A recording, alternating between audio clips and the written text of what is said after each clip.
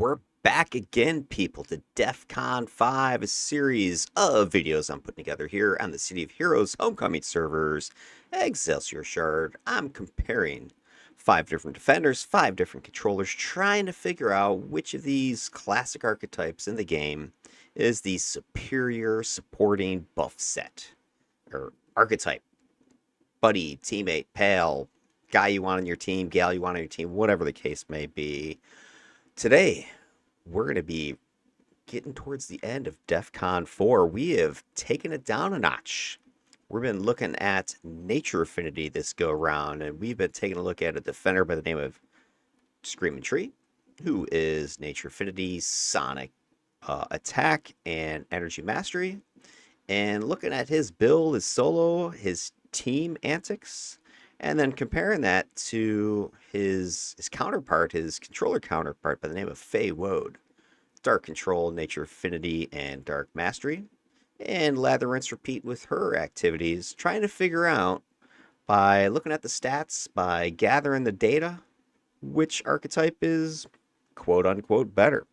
Today, we're going to dive deep into the team video that I released the other day. We're going to be taking a look at Skreaming Tree, doing a little meta analysis. We're going to react to the video. Again, I've not seen the video. I posted it up. I know that it works, and that's about it. I don't know. I mean, I was there, so I know what happened, but I haven't actually gone through and seen what happened. So that's what we're going to do today. We're going to take some time, and we're gonna go through it. So without further jibber jabber, let's pull this up. Let's bring it. Bang. All right. So first things first, we're over here in Granville again, and we're running some paper missions, some tips, and ultimately the Mayhem mission as our culminating activity. And just if you've seen the team tactic video, you'll notice that, or you would have known that I had run a starter mission, the mission 1 with the crew. But I had to cancel it because I forgot. Well, I didn't forget. I never got a chance to accurately record the stats. I had typed /log chat in my chat channel and shut off my log because I'd forgotten that I'd had it on the night previous because I was attempting to get some video recorded then with a pug that I'd put together, which just turned into a face mashing with a bunch of incarnates on the team. So didn't really work out the way I'd hoped in order to kind of showcase buffing, at least individually. So anyway, that's why I'm over here. I'm starting at 22 minutes into this video because it's at this point as we exit that first mission that I got the double check and realized that, oh crap, I had not recorded the stats. So unfortunately, I lost that statistics and I've recorded it, so I'm not using it, not trying to hide anything. I did end up dying on that first mission. I put it in the original team video, so there's no hidden smoke and mirrors here, but I ended up adding an extra mission to fill in for that, and I'm really wishing I had the stats for that first mission because there's a lot of good stuff going on there. I really wanted to see the numbers there. And sadly, one of the later missions, if you've seen the mission video, the one with the Circle of Thorns in the cave, that was lackluster. Just was.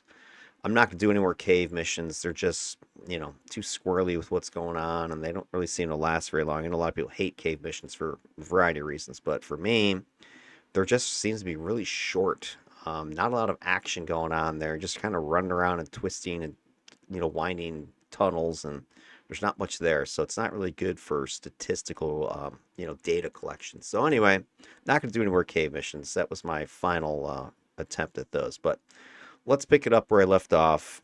Start to go through this. Let's take it away. This means I got to run an extra one.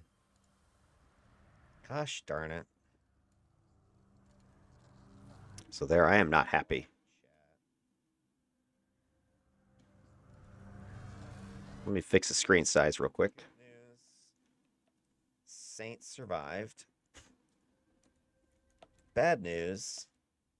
I got so eager that I shut off my log chat instead of on.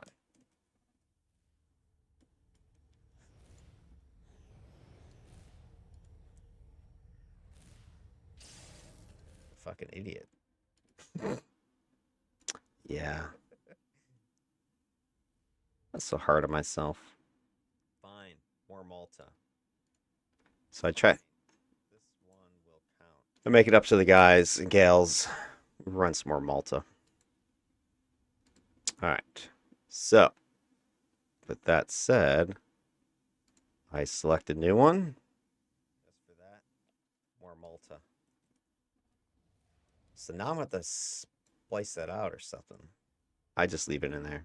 I'll splice it out of this one, but I might run it anyway. But so I'll have to run an extra mission just to get the stats. Yeah.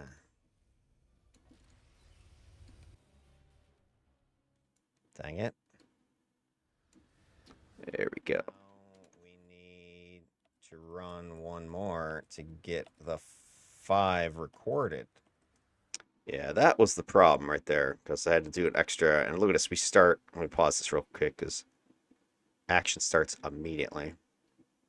All right, so we had run a like 15-minute long Malta mission just prior to this. Lots of action. Escort mission, dangerous.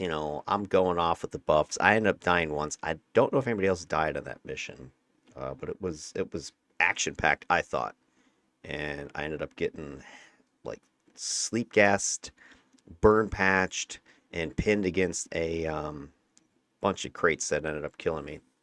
So would have been a fun thing. So now we're gonna run a replacement Malta. And this one is a clicky, so glowy click. So that's what you're seeing here. Now, one thing you got to watch out for, and this is true of any mission, but especially seems to be these office maps seem to be the worst offenders of this, and that is, you come in and you're in your little safe zone. You think this entry room, and 9 times out of 10, there's a group right there. And a lot of times they're close enough that they'll aggro. Especially you got like, masterminds with pets or controllers with pets, and they start to kind of get out here. I don't know if Saint Tank. By the way, hey, let me introduce the squad, right? There's me, Skreaming Tree. Then there's Give, first Peacebringer, first Keldian on the squad. He was 50 plus 1. Now, truth be told, and I don't know if I mentioned this in the team video, but he's, incarnated. He's super high vet level. He's tier 4 and everything. But for the video, he unslotted all his incarnates except for the alpha. So I'm assuming he's tier 4 alpha. That's where he's getting a plus 1. I'm tier 3 all all stuff here. Get a different color that'll show up a little bit better for us here. So I'm tier 3 to all. He's 50 plus. So me, I'm tier 3 all. So I'm 50 plus 1. And Give here, he's 50 plus 1. He's probably tier 4 alpha. So right there we got a couple of, heavy hitters, right? That's about maximum I would want to really have on a team. And then Saint Tank, he's also 50, but he's not any tier anything. He doesn't have his alpha or anything. Polar, that's Wednesday's character. And she was what, 44, I think Wednesday was. And then Apocalyptical, I believe, was also incarnate 50 plus 1, but he was vet level 3, so that's all he had would have been his alpha unlocked. So we do have 3 people that are 51. Obviously that skews the missions in our favor. But it's comparable to what I was running with Ostara's controller team with the Electrical Affinity. And the other bit of news here is this is the first set of missions where I have 4 teammates the entire time, and it's the same 4. So very consistent this go around. So I plus for that one. So anyway, a little bit higher level than I would have wanted, but these guys are being good sports. They're, not going crazy with the incarnates. They're unslotting incarnates. If I ask, there's no other buffers, as you can see. This is also a very unique team because this is probably the most dangerous team for me. I was clearly the squishiest person on the squad, right? You got your Keldian, Peacebringer's got shields and armor. You got your tank with shields, armor. You got your sentinel shields, armor. You got your brute shields and armor, right? Lots of hit points, lots of hit points. You know, blasties type. So we pretty melee heavy. We didn't have any true blasters, right? We had our sentinel who's got blasts, and our Peacebringer was playing Triform. So we have some blasting there. But really, we don't have any like true full on just ranged nukem type of um, builds here. A lot of defenses and mez protection for them. So that made it most risky for me, but it also kind of made it a little bit easier for me in the sense that I didn't need to worry about these guys getting mezzed and slept and held and beat down. Doesn't mean that these missions were cakewalk by any stretch. But just put that out there. That's what our team composition was. It was a unique team for me. But I also kind of like the idea that a lot of these guys are going to be in a melee range, so I can use those patches and my toggles, kind of leverage that stuff. Keep everything in front of me. I like that rather than having a bunch of people standing behind me and trying to heal cone in this direction. Somebody behind me is dying. I don't have a lot of that sort of stuff. I'm able to put patches out here. I'm able to put toggles on people. And I'm able to spray everything in front of me, and then when we enter a map, I'm able to click those buffs. The wild growth, wild bastion, etc. So that was pretty much my goal. I would enter a mission. I would probably juice up, and this is where you see me about to do. I'm clicking right now my power build up because I wanna get that and my clarion to give me the plus special. If I get the plus specials boosted, this way when I go ahead and fire up my stuff like heals and absorb, not absorb. I don't think absorb is boosted by special. It might be, but the to hits, the defensive stuff, all these special buffy things I'm about to fire off down here from my tray. So that's what you see me doing. Problem is, we walk in, and as I just was talking about, right, you got this so-called safe zone, which mostly I think this is hard coded this way in the game. That this is no aggro, but if you break the threshold, or if somebody gets too close, boom, aggro's on. So I don't know if Saint Tank did that, didn't do that. I'll rewind and see if I can even see what happens, but they definitely see him. And this is something I noticed this whole session, that I don't know if tanks have an extra like punch me in the face aura. I know they have whatever gauntlet stuff like that, but I swear to God that whenever anybody even looked his way, right? They're like, "Hey, kill tank." It didn't matter like where he was. I don't think he was taunting. It wasn't like he was actively taunting. It was just, "Oh, there's tank. Go kill him." So I don't know if tank's got a magical aura of hate that is around them, but it definitely seems to trigger. And anytime I felt, I really did not notice that because a lot of times I'm like standing next to him or nearby him, and I'm like, "Oh, I want to get off those buffs, right? I want to juice him up so he can go into the fight with a bunch of absorb and heal and whatever else ticking away." I swear, boom, guys were on top of him immediately, and then therefore on top of me. All right, so anyway, let me just back this up real quick to kind of see what all happens. I don't know if I can see it from my POV here, but let's fire this up. Run one more to get the 5 recorded.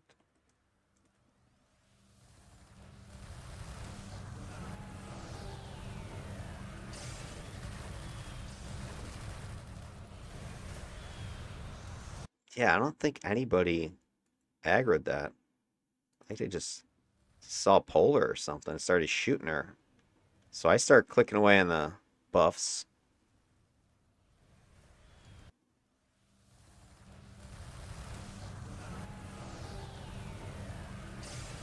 Yeah.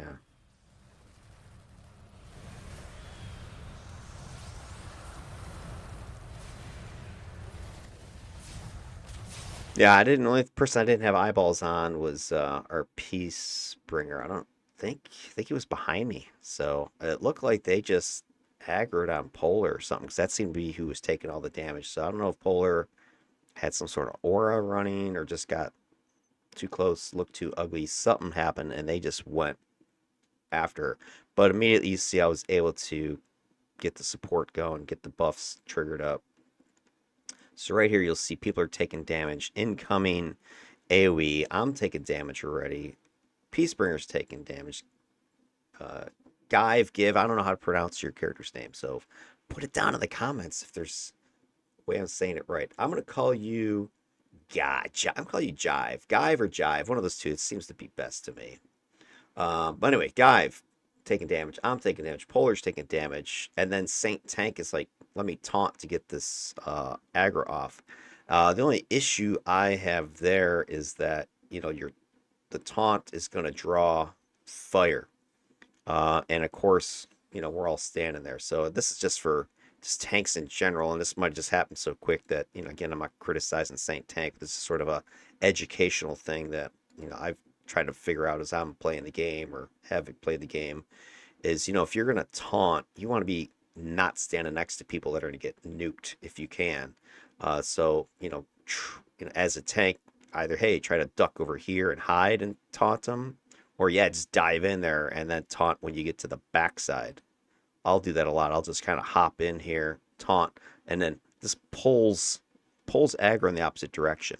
And when you do that, this way any AoE explosions are happening back here and not on top of the team. Now, this wasn't Saint Tank's fault or anything. He didn't aggro. They just seemed to not like, I think, Polar Frost and started firing right away. So I think Saint Tank just reacts, taunt, draw aggro, and then you see him dive in right away. Actually, oh, look at that. I didn't notice. Oh, he did do what I was thinking. Good job, Saint Tank. So Saint Tank, check out what he tried to do. He taunts and then ducks. Breaking line of sight. GJ. So boom, breaks line of sight. And then that buys us some time. Everybody else is going in. Now, here's the difference in why I kind of mentioned about no blasters or whatever. Because if you were a blaster, you would have stayed back here, I would assume. Right? If you're more of a squishy. But notice all three of our other players just go diving in there because they've got, mez protection, shields, that sort of thing. So our Brute goes in, Kelvian's going in, and so's our Sentinel. All right, let's see how the rest of this fight plays out.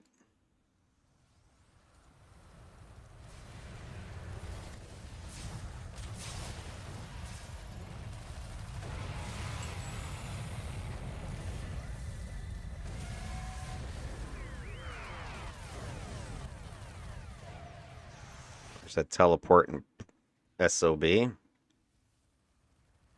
Now, this is a little nerve-wracking right here for me. Because, again, remember, I'm the squishiest one on the team. And look at my shields over here. All four of them are ganking on somebody. And there's me, little old defender with a 54, boss sitting right in my face. Teleporting with all the stupid bullets that stun you, whatever. There's a freaking auto turret over here. And I'm going, oh, crap. This is going to be bad if this guy turns his attention on me. I think I have him stunned, actually, right now. The other thing I want to point out is if you notice, like, in any sort of, like, regular scenario, I think, and, not really trying to toot my horn here or whatever, but this defender with his ability to, you know, get the buffs out there, especially the heals, the regen, the absorb stuff going. This turned what could have been an absolute team wipe, or at least a bunch of people getting murdered. Because remember, we walked in like, haha, and I'm like telling those guys, typing a message, hey, we got to run another one. Oh, this sucks, blah, blah, blah. And meanwhile, bam, Malta 54 times 8 crew is ganking us. And we were taking heavy damage initially, but look how fast Skreaming Tree with Nature Affinity is able to turn this fight around. This is an interesting thing that I would like to replicate or double check. Like, hey, with a controller with lower buff numbers, been able to have turned it around that quickly. I don't know. It's something to take a look or keep your eyes out for as we take a look at Faye Woad and the upcoming team missions for her. All right, so it looks like the gunslinger is attracted to our tank. He's shooting him in the back. I'm debuffing him, blasting him. Damn it. And he gets away from me. I don't have any way to, like, hold them too well besides my Entangling Aura. It's, Mag 2, so here he comes back.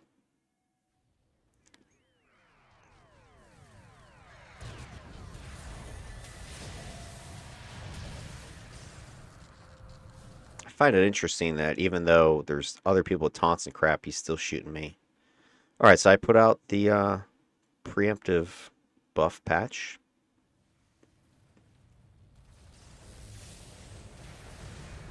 And I want to get into melee a bunch just because I'm trying to leverage that entangling aura. And also line up my cones because, you know, they have a shorter range, so I need to get closer. Alright, so at first mission, I had chat log on already, apparently. Then, damn teleporting. Maybe that's for the best, because I might have been logging stuff from last night, or the... Yeah, I think it's... Oh, the other thing I want to point out is just sort of my positioning choice there, if I back this up. So we have this group of enemies, right? And here's where, again, just kind of this idea of situational awareness, knowing the maps and that sort of thing. So there's a group over here, and it looks like they're all just kind of clustered here, a couple guys here. But a lot of times there's a couple stragglers back here. So if you kind of come in this way, you'll get a bunch of these guys, but then these guys start plugging you from the side.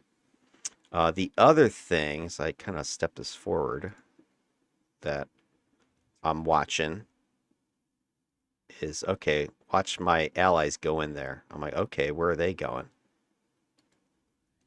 And then I choose a position over here because this gives me, first of all, I know there were some guys over there and probably one boss, some, you know, lieutenant, a couple minions most likely. So I know that my aura is going to hold, you know, the peewee guys like this guy. Also, I know that the action is focused over here. And I know my tanky dudes and their tauntiness is all going to be clustering over here. So I don't want to be in here when all that crap is blowing up. So I come over here where it's fewer numbers of enemies, where I'm pretty sure I can take 3 out of 4 of them, get them held temporarily.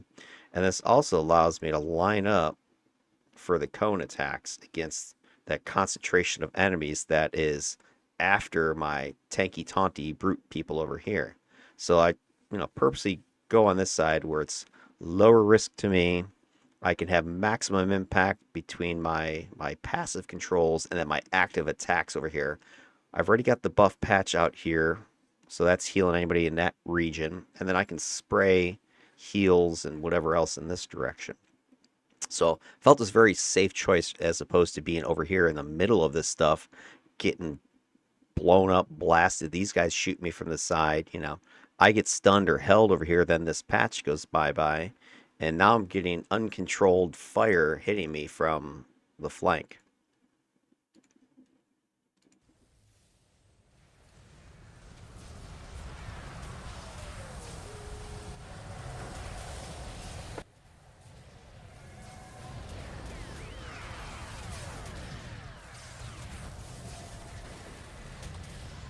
This guy's about to teleport. So first mission, I had chat log on right here. I see him. He wants to teleport.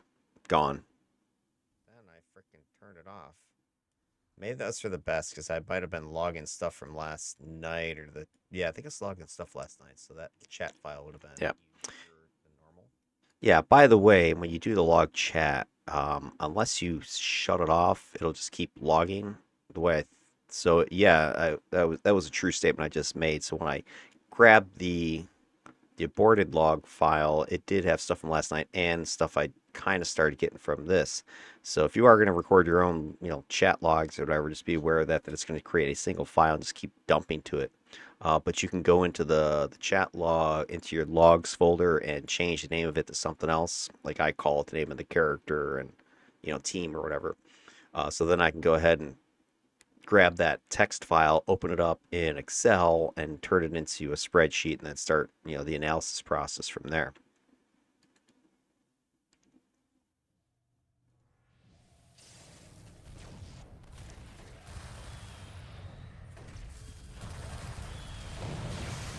All right, so I target onto tank because I can see he's taking some damage, and ooh, he's gonna take even more.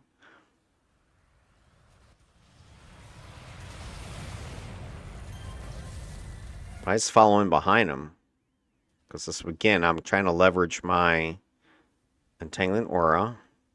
I'm real close to him because I wanted to pop off my buffs on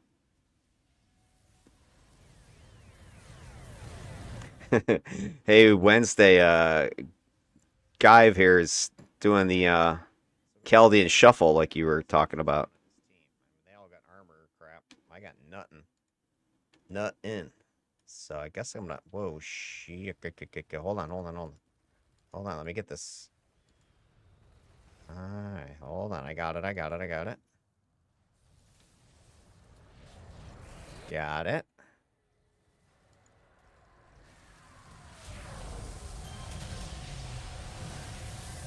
Again, here's another great example of how nature allows you to just create a campsite and recover really quickly. Because we come around the corner, right, after just beating those guys down, and you come around the corner and run right into another huge group of 54 8. I got nothing. So boom, we turn around. I go around my oh, right? Saint is backpedaling because he ran straight into them, and he's already, I mean, he's like uncovered at this point. He's taking damage immediately. I don't have any buffs on him. I've already clicked all my buffs. They're all on recharge right now. Now he's probably still wearing some of the buffs from earlier because I can see them active in my tray. So as long as he was close to me when I first clicked them, he should be fine. Like I've got everything. I got my Clarion. I got my three main buffs on me. So he's probably got them too. But he goes in there and immediately he's getting popped. It looks like he clicked inspiration. I see some purpley color. I don't know if that's a luck or what. Oh, by the way, I'm pretty sure Saint said he was not enhanced again. So he's running some basically minimally enhanced level 50 tank against these 54 Malta. So I'm like, hey, thanks for the testing my buffing skills again. So here he goes. He's in there backpedaling. And this can go like sideways real fast because you guys remember from the last video with him, he got destroyed within seconds against Malta. So let's see what happens this time when I've got my Nature Affinity defender rather than an electrical affinity controller. Hold on, let me get this. Alright, hold on. I got it, I got it, I got it. Got it.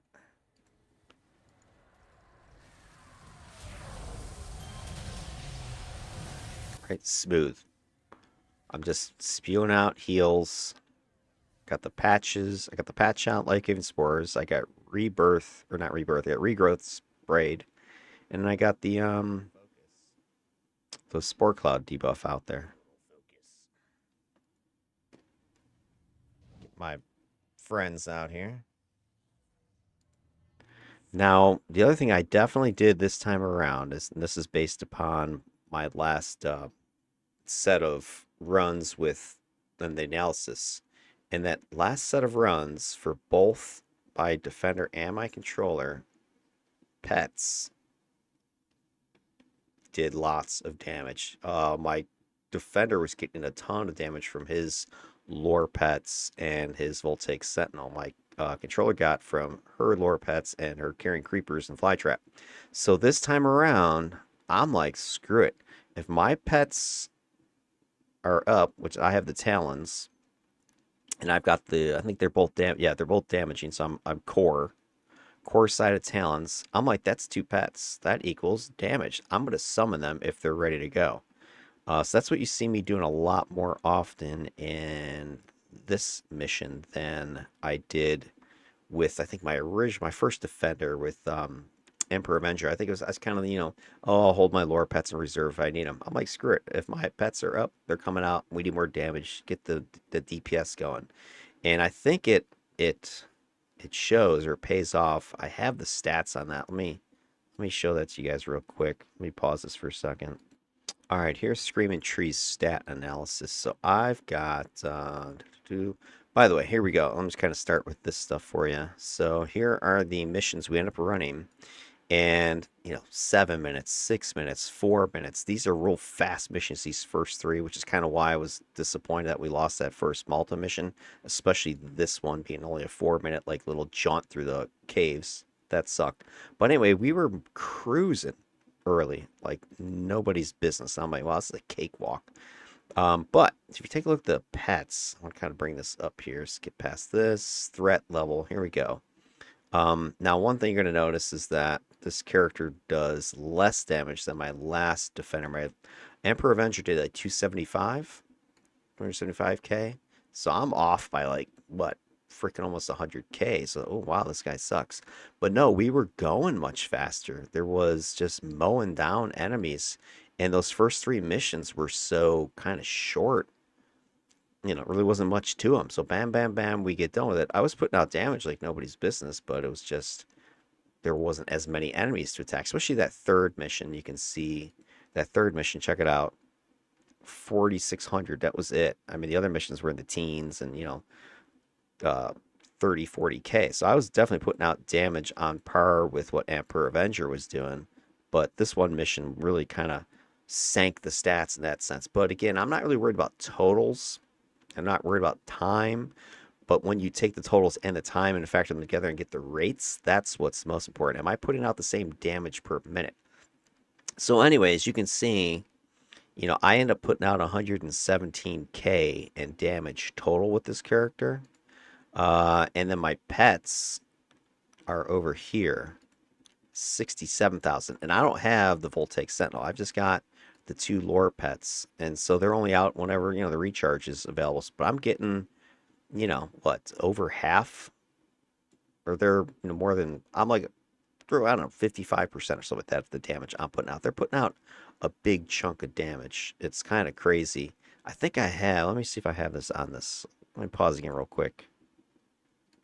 Yeah, here we go. I have this graph for you guys to take a look at. I didn't do one of these last time, but I have it for this one. So check it out. Here's the 5 missions that I ran with Tree here. And yellow is his DPS. And then the orange is the pets, those two lore pets. So you can see the chunks of damage that these guys are accounting for in each of these missions, especially the first and the fifth one. Now, part of the reason for, hey, there's none here, right? Because I didn't summon them. They were not out. So I don't have any damage here because there's a recharge, right? You just saw me summon them here during this mission. And so they're going to last most of this mission and they're going to put out a lot of damage. And then they're only out for a small part of this mission and versus the Carnies. Then not out at all. Then I get them out in both of these missions, the tip mission, the morality mission here, and then the mayhem mission at the end. And they put in a whole, bunch. Like in this mission, they were like 50% of my damage in that last mayhem, 50-50. So your pets, lore pets, any pets you can get, they're like no joke as far as the damage output on these things. So that's kind of my big take home message. It's starting to make me think maybe I need to look more at the patron power pools because each of the patron pools has a pet that comes with it. And when you first look at them, oh, the pet's only out for like 4 minutes, and then you got to wait like 6 minutes or something like that for them to get summoned again. But if you can get a pet from your patron pool, pet from your lore, pet from, I don't know if you take Voltaic Sentinel from Electric Blast, I could see that being, I mean, I could see a pretty damagey defender if you were to take, let's say, Dark Miasma to get Fluffy there, Dark Servant, take Electric Blast to get Voltaic Sentinel, take a patron pool, I don't know, take Moo Mastery or something like that, Mew. Right now we've got 1 pet, 2 pets, 3 pets, and then you take your lore, take the core, that gives you 2 more. You get 5 pets if you were to do a build like that. I think that would be huge amounts of damage, especially if you're throwing patch here, what you call tar patch with the debuff damage resistance things, what, minus 30% or some crazy thing like that. And then if you did the electric blast, getting the was it shocked on the drain targets, that could be huge. That's like a build I'm thinking about. What could I play next? This could be beastly. And some might argue do that with a corruptor. That'd be even better. Get the scourge stuff and the higher damage numbers. It could very well be. That might be a great corruptor build. those sets. Anyway, a little tip for you if you're looking for something to build. That might be a real juicy one, just based upon the fact that pets are putting out huge chunks of damage. I had no idea. Now, lore pets do lore types of damage, but you saw with my Electric Blast and Voltaic Sentinel with Emperor Avenger, his Voltaic Sentinel was his like most damaging attack. I think his second most damaging attack across the entire board. Like his most damaging single target, I think. It was crazy the amount of damage that thing had put out. Insane amounts of damage. Anyway, let's go back to the video. So we are taking out some Malta. Run into another group. Saint Tank's taking some hits. He breaks line of sight. Very good. He's still taking a bunch of damage. I'm like, all right, let me get you up. I start clicking the buffs. And now I'm like, let's go offense mode, start nuking. You know, as a defender, one way to defend your team is to kill the enemies. So some of these people that play these, and I've seen this a couple times lately, just people posting LFG, dedicated healers, you know, I'm the healer, I'm a healer. Great, I'm glad you enjoy healing buffing, but really you're doing yourself and your team a disservice if you don't use your blasts. You just saw what I can do with it. Especially the two that I chose. You might not have the raw damage of, let's say, a blaster or even, let's say, a corruptor, but you've got really good debuff numbers, and your blasts often have debuffs associated with them. So I've got this minus resistance coming out. I've got stunning with the Dreadful Whale. So with Whale and Pyronic, I just stunned the crap out of those people and killed most of them. Because I don't think our team had a huge, like, DPS, you know, output. All right, here comes a classic. So I'm looking at this room ahead, and I'm immediately thinking, oh, it's one of these noob traps, right? It's one of those classics. So I'm looking, I'm saying, all right, here's what's going to happen.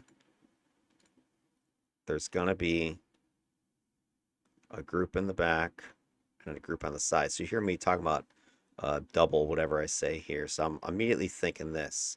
But at the same time, as I'm moving up, I'm like, I don't see anybody here. So if you don't see anybody here, there's almost definitely going to be someone over there.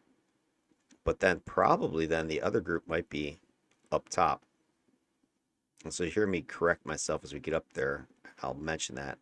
Because one thing I don't want people to do is just, you know, if you dive straight in going after the visible group, then this group flanks and hits you.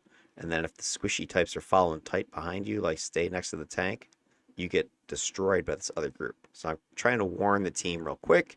And at the same time, I start to notice I don't see anything, so I wonder if they're up top.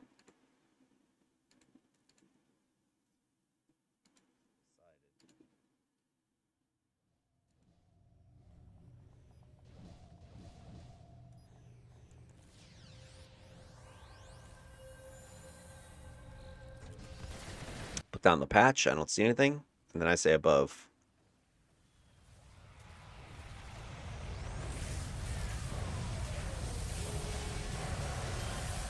I mean, tank is like sucking wind all the time. I don't know if he has any endurance recovery slotted at all.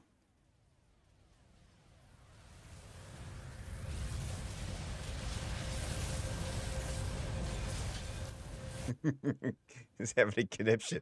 That's like Chaldean conniption, dude. Yeah, he's doing that. This is something that Wednesday was commenting, I think, in her last video of the team action. If you haven't seen her videos yet, go check out her channel. Was it Wednesday Woe Plays or something like that? I'll put a link down in the description here. But she was recording the last time we teamed up. I don't know if she made a video of this one too, but she was talking about seeing a Chaldean in, was it Ricky Warzone at the practice dummies or whatever, was doing this spasming with their forms. It's some sort of glitchy trick that the Triformers do to like keep mashing buttons or whatever. So he's going form, pop, pop, pop. Which is always a good chuckle. Now the other thing you'll notice that I'm staying low. The reason I'm staying low is because I know there's a group ahead or above us, so I don't want to fly up too high. So this is another one, again, these things where you see situational map awareness. If you know there's a group above you, don't stick your head up there and get it shot off. See, they're up there. I can see them in the background. He's having a conniption. That's like Keldian conniption, dude. All right, see, check this out. This is what I'm talking about. See how the tank, as soon as he comes up, that tank pisses them off. Yeah, or watch this. All right, so as I'm going up, you'll see Saint Tank comes up next to me, and he's not even like on them yet, and they're immediately like looking at him, wanting to kill him, and I comment about it. So I'm like, what the hell? And this is where I'm like, dude, I'm like getting shot at, and you're like next to me, like get away from me. That's like Keldian conniption, dude. Dude, I don't know if that just looking at that tank pisses them off.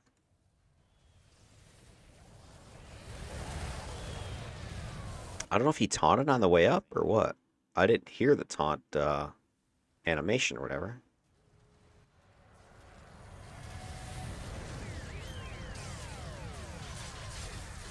So this was a very good team for nature. And I don't think these guys didn't like purposely choose to benefit me. At least I don't think they did. Hopefully they didn't. But you can see how it just ties into what I'm trying to do or what I'm good at doing. They're closing into melee, right? I mean, that's what they're pretty much built to do. Your tank's going in, your brute's going in, your Kelvian's going in, dwarf form. I think Polar's even in there, right? They're all got their shields and defenses. They're all getting in tight. That allows me to just put patches down, buff patch for everybody. It allows for if I didn't use it this time, but if I have like the Spore Cloud toggle on somebody, that's going to be right in here as well. So you got all this stuff concentrated, and then because everybody's in front of me, I'm able to, if anybody needs it, I can spray the heals in that cone straight ahead. So they're playing to the strengths of Nature Affinity. Okay, if we had a bunch of blasters and they're all sitting behind me back here, or if somebody's over here throwing crap, then I'm trying to like spray in every direction. That doesn't work well. You got to be in these patches, in my sight line. So I'll often play back so I can see. That's also the reason why I took, hover so I can get above things and see as well, especially because these patches can get foggy and hard to see through. So I want to be able to check out what's going on. So it's nice that I didn't have to worry about a bunch of people standing behind me, which was a big problem when I was playing Ostara, having the couple blasters behind me or running off to the side. It was like, where's everybody trying to get those electrical affinity chains bouncing? It just was a pain.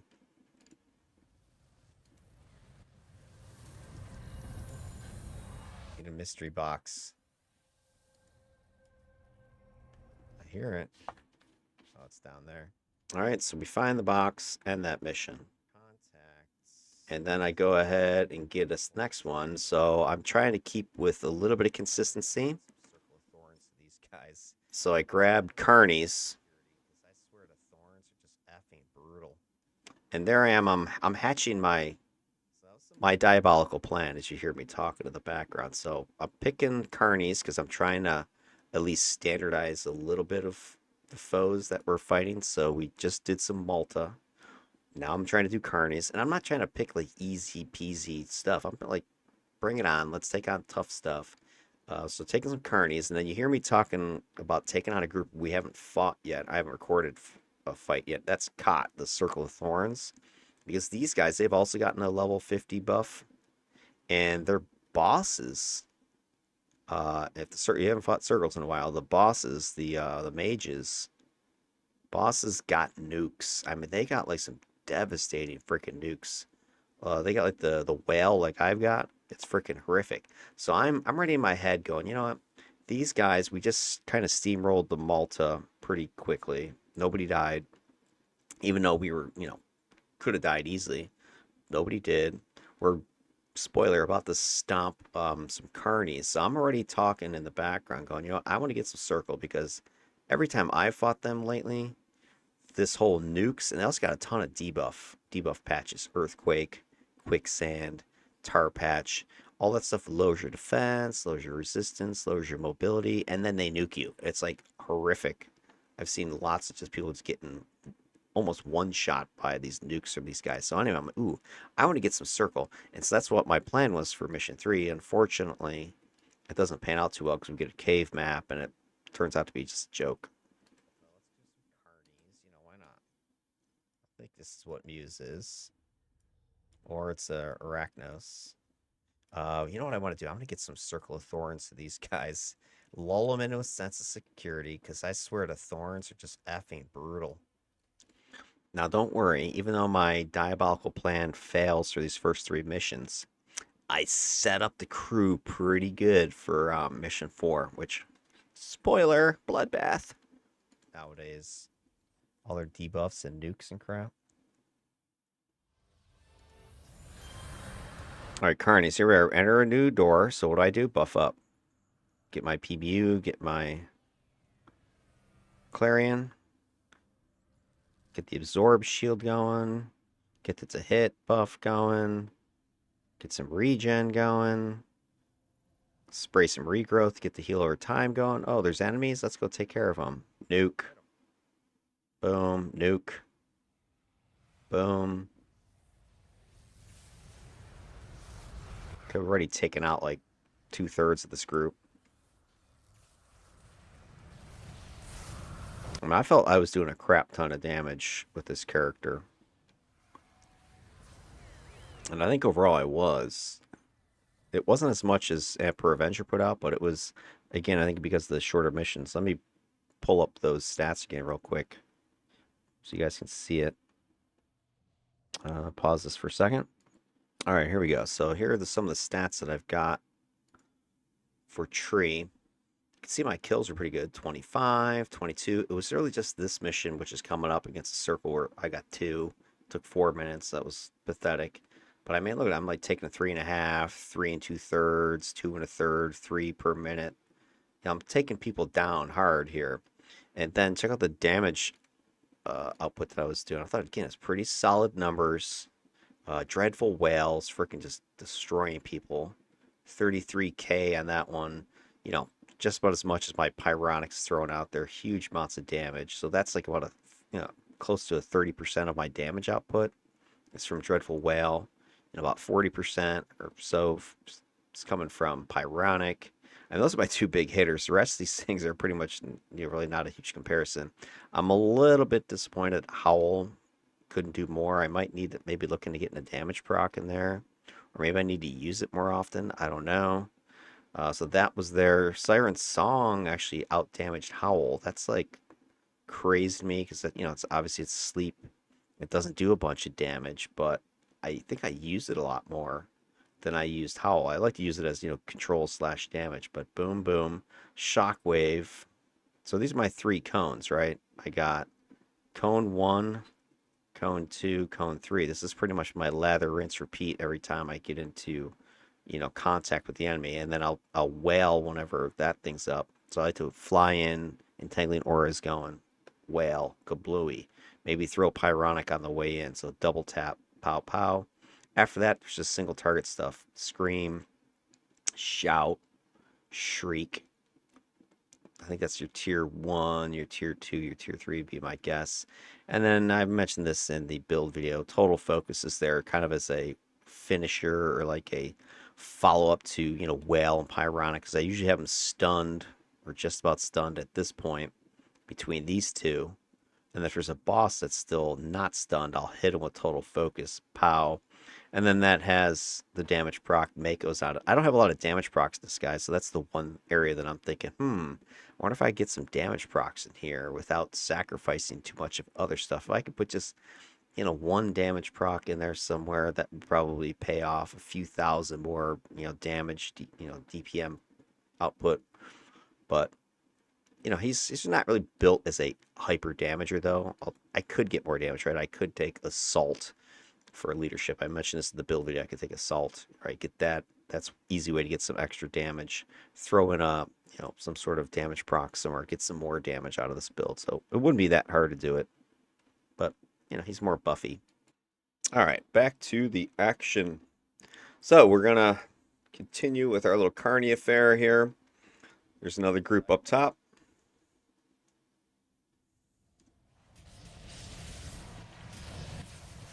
Converge on them.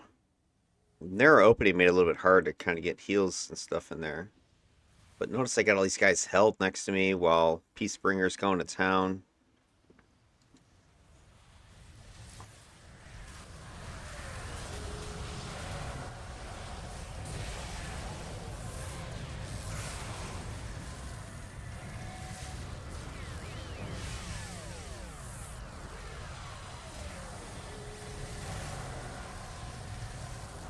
I think a few times my holds were able to stack with Polars.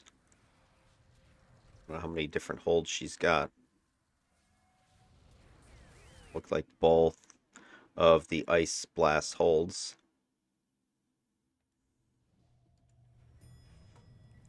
But overall, our team had minimal controls.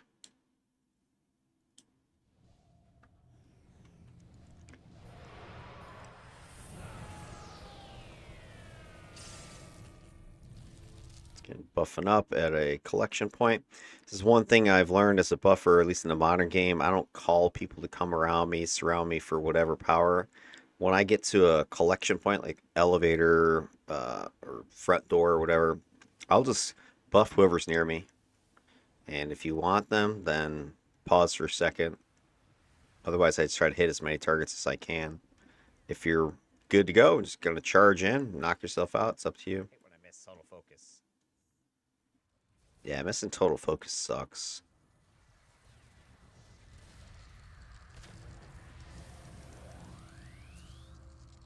Throw the buff in there first.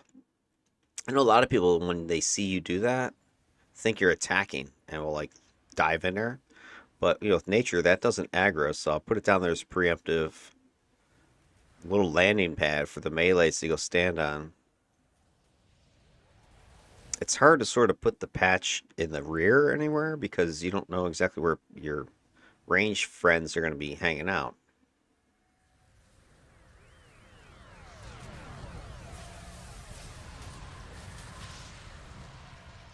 Sick.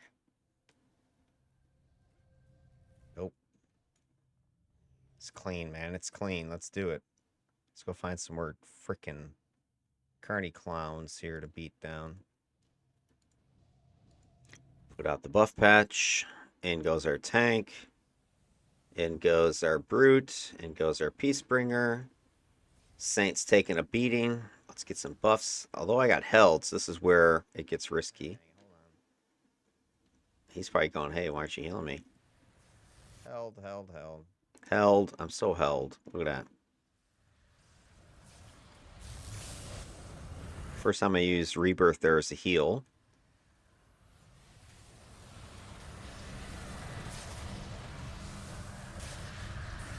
I do think that's a good example of the strength of the set.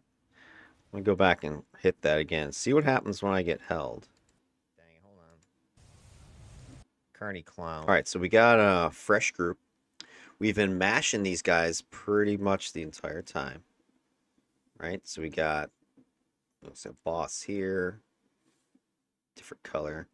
We got a boss right there. There's another one here somewhere.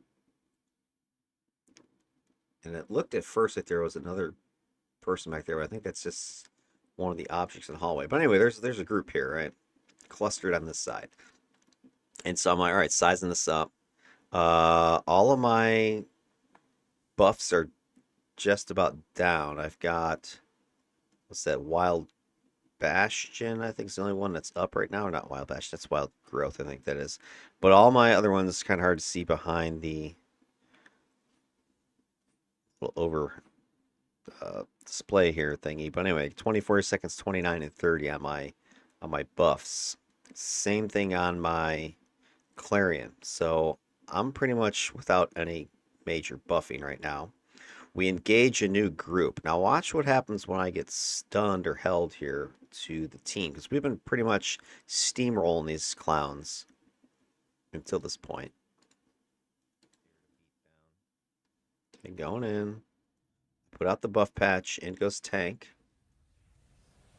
Everything's okay right now. He's taking damage. I'm going to go in to help him. Throw a heal. Boom. And I'm held right there. So at this point, Saint Tank goes in, and he's right in here. It's right there. So his health is getting critical. I'm spraying green. I put out my patch first, and then he went in. Now, one of the issues is that none of my other buffs was up. He doesn't know this, right? So he sees the patch go out, and he goes in there. But I have nothing else really to help him other than just spraying the heal, which is what I do. I then try to get closer because I know, hey, my numbers, my buffs are coming back. Plus, I want to get my aura. I want to get my entangling aura to help out. So if I can get in here, I can start, holding some of these smaller targets. But as I get closer, I think it's this Master Illusionist that uses, what is it, Flash. They got that AoE hold. So bam, I get held. So now I'm like, well, crap, I got no way to get out of it because I must have shut off Break Freeze or something on this build. I don't know because I haven't been getting many in the drops. And then my Clarion is 16 seconds away from recharge. So I'm out for 16 seconds or whatever this thing wears off.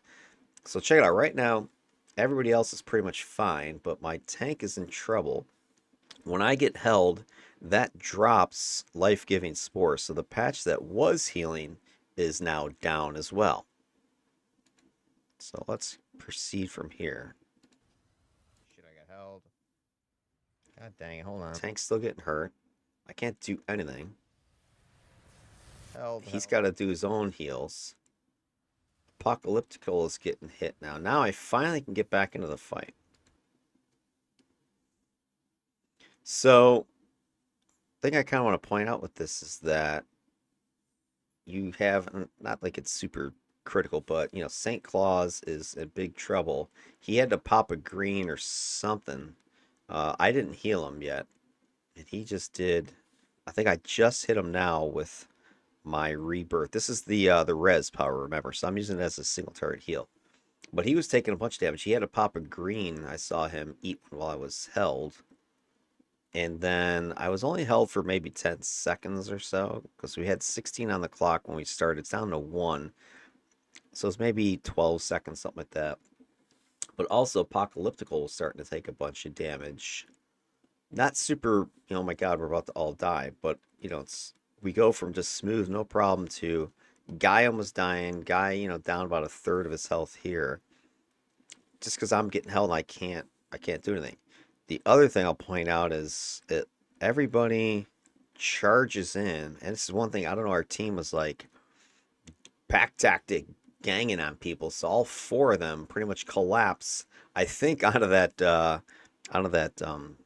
what you call it, the one boss that was sitting there, the ring mistress.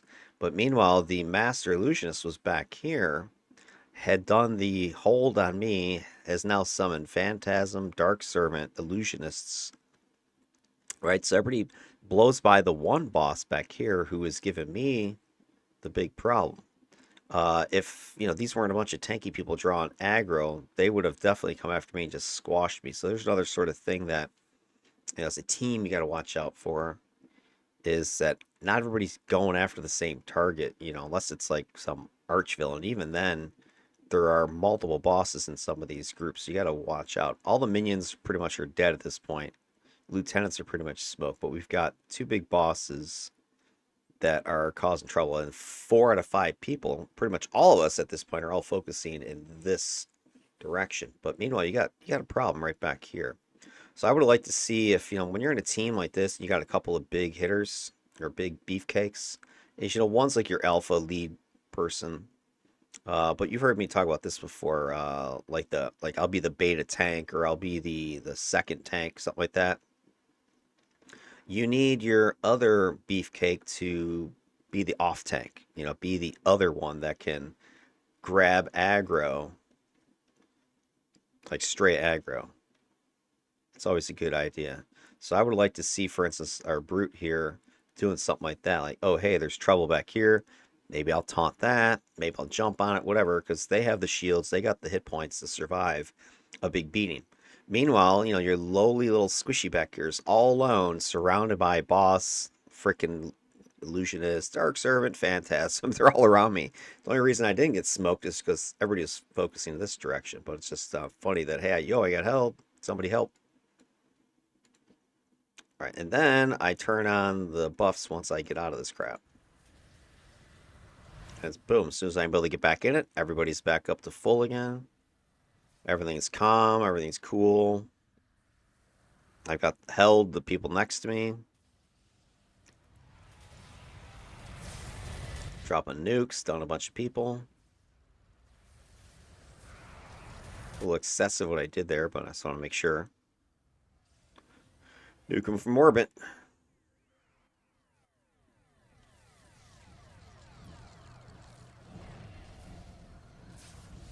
I know there's a group around the corner, so I want to try to preemptive get a buff in there. Okay, here they come. I Oh I man, really wish, LOS. yeah, right there. I wish that Saint hadn't done that move.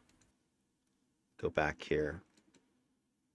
And this is from my perspective. You know, his perspective is obviously different, but here's me going, all right, I've got everybody in my sight line, right? I can heal, support, buff everybody in here, no problem.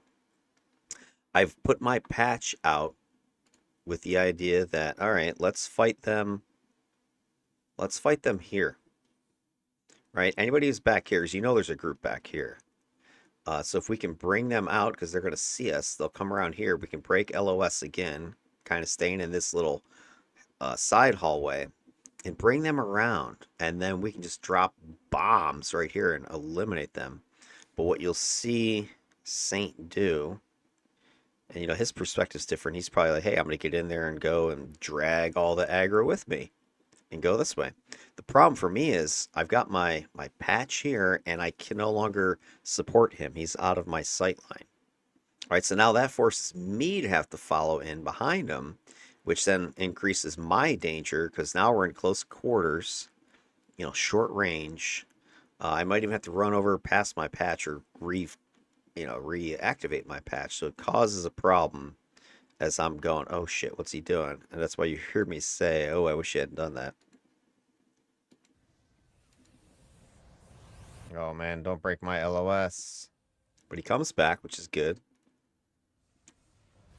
It's a good job. Now we got everybody clustered. I like all the holds from Entang or Yeah, see, I liked Saints doing great work here. You'll see him now. I think what's happened is the other people aren't seeing what he's doing, so it's hard to see. He's right here, and the wall is right here. So he's broken line of sight and has come around, and he was taunting. So things are coming around. That's perfect. That's what we want. The problem is the rest of the crew is standing right. I don't know where Guyve is hiding. He might be up there somewhere, but everybody else is out in the open. So anything that's not, aggro to him is going to be attacking. That's why you see all this explosion of crap around us. Everything's going off. So it'd been nice if, hey, if Saint's going to do that, if you kind of rewind it to where we were, right? I was back here. I had that patch like this. It would have been nice if we all had waited for our tank to pop around the corner, taunt, and then dip back here while the rest of us kind of stood here. Then as he comes back around and perks and all those enemies follow, it's slam dunk time right there around that corner. But we don't do that. It gets messy.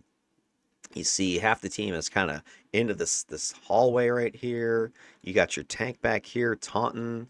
I'm back here trying to follow and support, but then also I see him peel back around.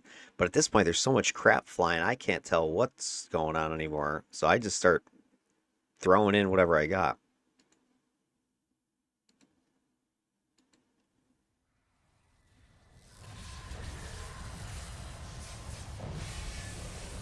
He's still taunting around the corner.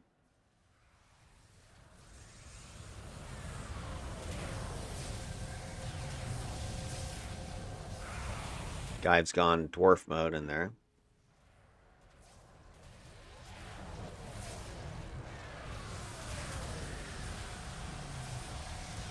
I'm sure getting a lot of mileage out of Siren Song. I know I use it a ton, but I didn't realize it was going to do that much damage as an attack. All right, well, there we go. That's the end of that one.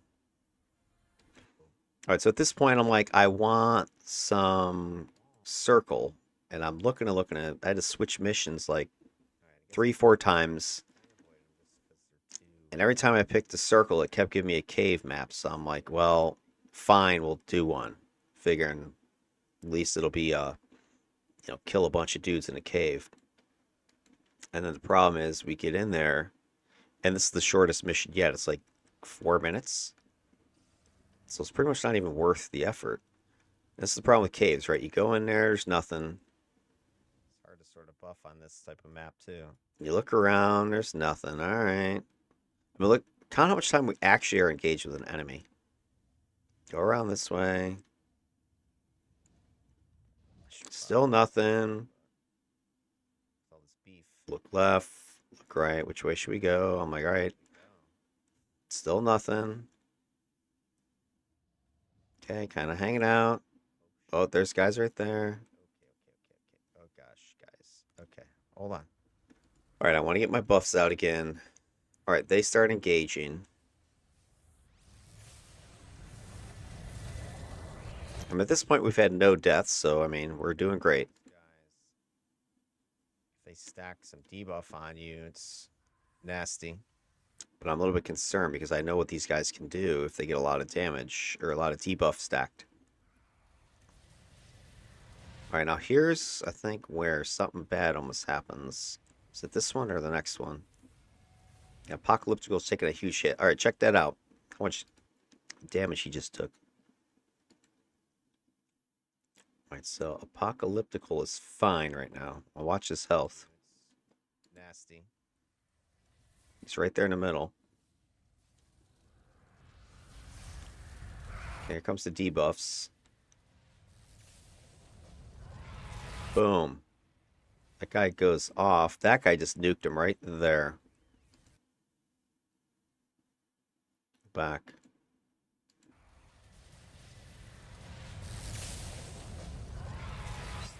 First nuke, no. Second nuke, right there. He gets hit by a huge nuke from this guy right here. This guy right there. Does a big ol' whale, and he gets hammered. I mean, that's got to be like what, 60% of his health, give or take. So big, big hit. He's just lost a bunch of his health. And there's still more guys coming. There's another boss. I think he's right there on top of him. Yeah. So there's a couple guys right here. This boss just nuked. I'm trying to figure out what's going on because I'm worried there's guys over on the right side.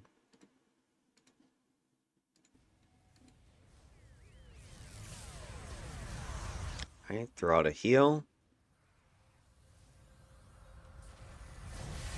Don't want any more of that crap going. There's an earthquake off to the right. Yeah, I feel like sometimes these guys get hold of you with all their debuffs. You're effed. I don't feel it. I know it. So we've only had like really one fight so far. This wasn't even that big of a fight because these rooms in the caves are usually pretty small, so it's not even a full-sized Nope. group. So now we're kind of spinning around. All right, which way to go? Guess we go this way. I mean, I'm hoping for like a big old, pancake room at this point. Let's go this way. Follow APOC. Guys, there it is. There's somebody. All right, our second group now.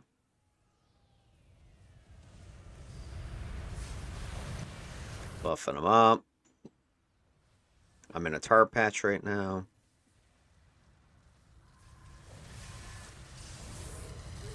Throwing confuse at us with the succubus.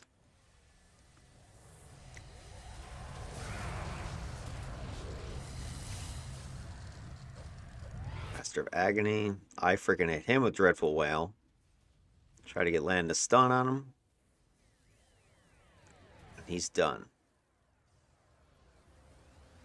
The other thing I'm noticing is that, unlike the solo, I'm really not worried about endurance at this point. I've been doing pretty good managing it. All right, another decent sized room, but not I huge. hear the glowy already. The glowy's in this room.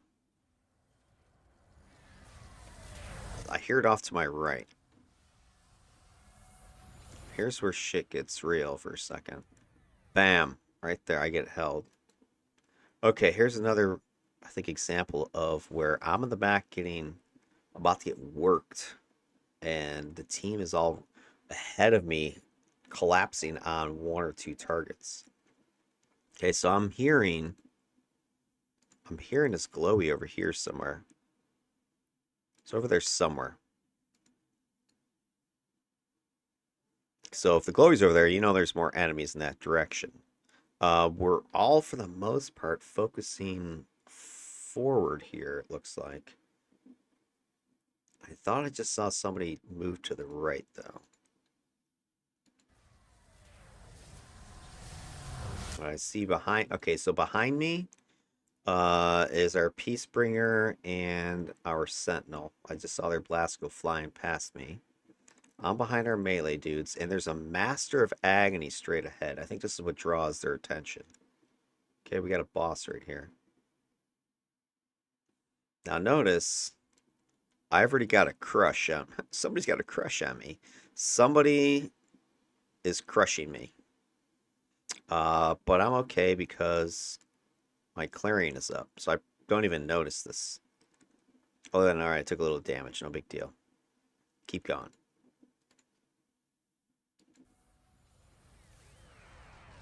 Okay, now, bam. Clarion drops, and I've got a hold and a crush on me. So immobilize and crush have double stacked on me. You'll see Polar's now heading this way. Apocalyptical is this way. Saint Tank is up here. And everybody's after that boss that's up here. I'm not sure where my PB&J is, if Guy's still behind me or not. Uh-oh. I'm held. I can't do anything. I'm like, where is this guy? All right, I just saw Guy. He's in squid mode. He's up here. But again, he's firing this way. Polar this way. Everybody is focusing on this one boss. Meanwhile, I'm held by something, and it's not this boss. There's somebody over here that's about to jack up my juice. And this gets real. I'm being held tenderly. Now I've got two guys who are just effing punking me. I've now got a hold, an immobilize, a hold, and two immobilizes. I got three immobilizes on me and two holds on me. I'm not going anywhere at this point. I'm debuffed to crap because I believe the earth holds have minus defense. And the gravity holds, I don't know if they have minus speed or whatever, but they've got a slow effect on them as well. So I can't go anywhere. And my Clarion is like 50 seconds away from recharging, and I have 0 break freeze. So I am what you would call screwed at this point. I'm like, I'm dead. This is it. You know, man, I hope the team does something. I'm like, do I even bother typing something in chat like help? You know, I'm like toast. So I'm already at half health at this point. So 50%. Here's the dude right here. And finally, it looks like Polar sees them and goes after this guy. But I still think there's somebody else here because I'm getting hit by two different effects from two different bosses, I believe, at this point. So I'm not sure where the hell is... I'm looking for this guy, too. Who the hell's got me? Oh, here he comes. Oh, my God. Go back. Oh, did... Go back. Hold on. Polar, did you do what I think you did? Oh, Polar. Polar, Polar, Polar. Wednesday, Wednesday, Wednesday. You greedy little girl, you. Look at what you're doing. Wednesday's after the clicky box over here. She's clicking. Here's me going, Wednesday, you're saving me. You're going to go take the boss out. You're like, no. Glowy fetish. Click. So she is busy doing that. The other dudes are all focusing on that boss. They're crushing. They're killing them. Meanwhile, I'm getting absolutely owned back here. Going, I thought for a second Wednesday you saw them. Like, where are they? Where are they? There's the clue. That's Wednesday's finished clicking. And this guy's coming. He's like, defender meat. I mean, you know what he's gonna do. He's coming up. If it's the ruin guys, I'm pretty sure they've got seismic smash. I'm pretty sure. So he's coming in and he's just gonna lay me out. There's nothing. I'm totally paralyzed. I can't move. I'm down to about a third of my health at this point. I got no backup. Apocalyptical's now starting to take a beating up here. I think from the Master of Agony might have just nuked or something. And this is it, man. It's like game over, man. Game over. This is the best. Ouch. There we go.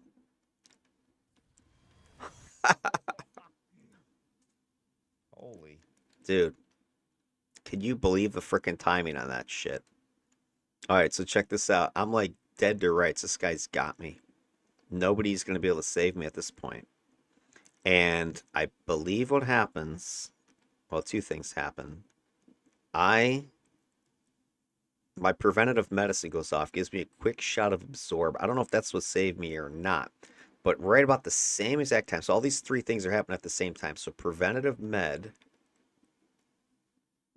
med hits. That gives you an absorb. That's one. Number two, this guy comes in to lay a seismic smash to just end me. And three, this boss right here who I have targeted dies as these guys finish him. So when the boss dies, that's going to give me a shot of XP. And if you look over here, I'm really close to leveling. I'm like a smidge away from that final bubble. So watch what happens as all three of these trigger what looks to be simultaneously. Got me. Ouch. I'm already calling it. Holy. Perfect timing. Dude, I was crazy. That's the luckiest I've ever been. Oh, shit. And boom, that was it. So overall, that mission was lame because we only had like 3 encounters. All right, so then this next one, this one's a. I remember earlier I was planning on, I'm gonna get these guys on the team because at this point we've gone we've gone 3 missions with no problems, right? Malta, I didn't die, teammates didn't die. We had Carnies, I didn't die, teammates didn't die. We just had those idiot caught, no deaths, no deaths. And the time on these missions was ridiculous. It was like what, 6 minutes, 7 minutes, 4 minutes, I think 6, 7, 4, something like that. Like super quick missions. We spent just over what 17 minutes of time. We've just knocked out 3 in a row, 0 deaths at this point. Like we're like champs. But remember my diabolical plan. I originally had wanted to get Circle, but I wanted to get like a bigger mission with them, not the cave like sewer or something, because I know they can drop those massive bombs like you saw they did to Apocalyptical. It took like 2/3 his health there. You saw what they were just doing to me. So I'm like, ooh, but then that flopped. But I'm like, I know I got one for them because I have 2 missions left for the crew. And so I had this one saved up. This is the villain morality mission. One of the two that you can get. That so you run your tip missions, and so I'm a vigilante, and I built up 10 points to get the villain morality, and I chose Croatoa. Now this one I remember is a pain in the butt. If you run this solo, you got to run it very carefully, and usually you wouldn't run this at times 8 because it's got a combination of, um, you got large groups, obviously. It's an open map, so there's a lot of fleeing and side aggro you got to watch out for. There's ambushes in response to you clicking glowies.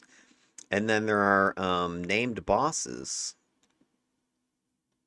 with the ambushes. And then there's the end boss, who's a mastermind pet summoner, Desdemona. So you got all these, things. Oh, by the way, it's PPD, the Chaldean ones.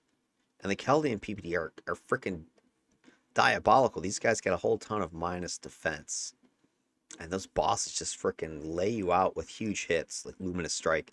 And then they res, and you got to kill them again. It's like fighting the council on top of everything else. So you got all these things, and I'm like, wahaha. I don't know how many of these guys have run this morality mission before, or haven't run it in a while. But you know, a lot of people haven't run this one in ages.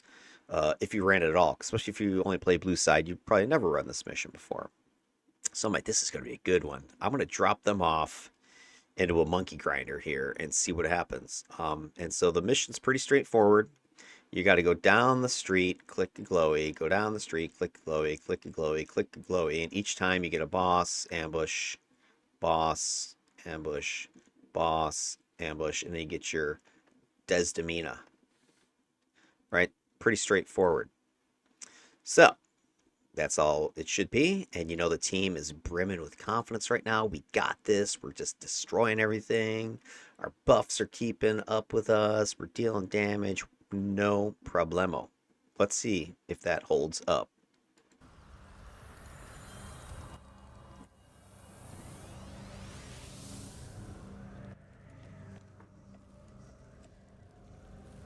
Let's see what you think of this. I like Croatoa. Not after we're done. I like this mission. It's fun. It's just hard. I always have flashbacks like old missions like this going, man, I remember running these like I was a dominator at the time, and you know, you didn't have all these cool incarnate powers and all these sets things like you get now. Like you had just your raw single origin enhancements. Maybe you had a few IOs. That was it, because you couldn't afford all that crap. You weren't perma or whatever. You know, when the game was actually a challenge. D, your fave. All right, so check it out. Watch them go. He's stuck on the fence. So I'm like, hey, kind of thinking it immediately. Immediately they're engaged. This is the worst case scenario, you guys. Worst case. Go back. Check this out. PPD, your fave. I'm like, you know, hey, PPD.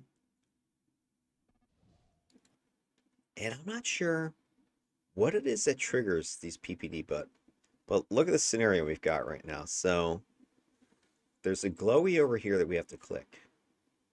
And there's a group of PPD right here protecting it. There's another stray group PPD over here on the other side of the fence, right? So you basically come down the road here, turn left, take these guys on, try not to aggro them. And what I'm seeing though is, look, we got like people popping up in the air here, which, you know, potentially could trigger this group of PPD. I'm kind of going over this way because I know this group's down here. So I'm like, all right, just kind of watching and saying, hey, pay PPD, which are a pain in the ass. And for some reason, I'm not even sure why, but the PPD is aggroed and begins attacking. And again, I swear I've saw this multiple times during this game. I don't know, like I don't see our tank over here taunting or whatever, unless Apocalyptical popped up and threw a taunt over the fence. I don't think so. They seem to be going after Polar, and I don't know why they're going after Polar. Polar's like a mile away. So it's really weird what's going on. I know they got... All right, so there's damage going in. There's really not much I can do. I'm trying to put out patches. I'm like, holy crap, they're taking huge gobs of damage. I start throwing damage out. Everybody's freaking dying. Come on. We're taking range aggro now, too. There goes Saint Tank, our first one. I'm like, I want to avenge him, but then... Yeah, I wanted to avenge him. But I couldn't, because now he's... Done, dude. I'm taunted, stunned. Polar's going over there trying to stop the ranged aggro. Now they're effing coming after us. Apocalyptical's taking a beating. We've got 2 down already. Apocalyptical, hang in there, boy. I got you. No, wait, I'm taunted. I can't attack anybody else. Let me just go into kind of Buffy mode. Saint Tank's back into the fight. All right, get my damn pets out there. Taunting the crap on him. So, look, I want to go attack, but I can't. Can't do anything about it.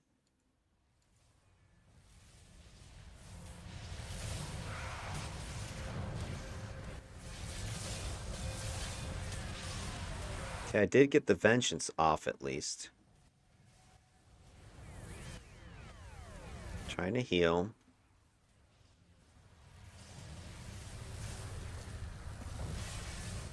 Trying to keep him back into the keep him in the fight.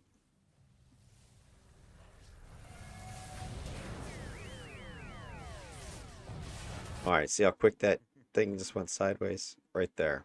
All right, back that up. And this is just a perfect shitstorm. I do get vengeance off of Polar Frost. All right, so try to figure out what starts this fight. That's what I want to know. Back it all the way up. Buffing up at the door. Looking over. PPD, your fave. I don't know if they just have extended perception as drones. All right, here comes the range attacks. But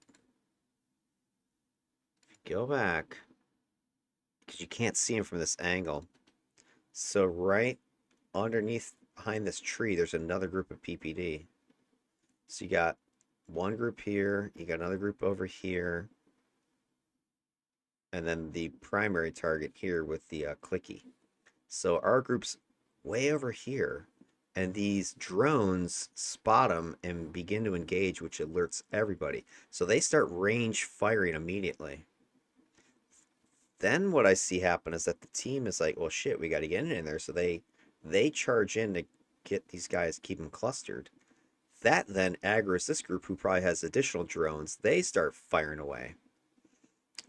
This is all pretty much before I even kind of get over here to lay down any sort of cover. I've done my initial buffing at the door, and you can see I've got a couple of myself, Give, and Apocalyptical have the buffs. It looks like at least they have all of them, I think. All right, so then what happens is bodies start dropping. Remember, we haven't had any deaths yet. Those two guys just got on the map. All right, so that's the other thing.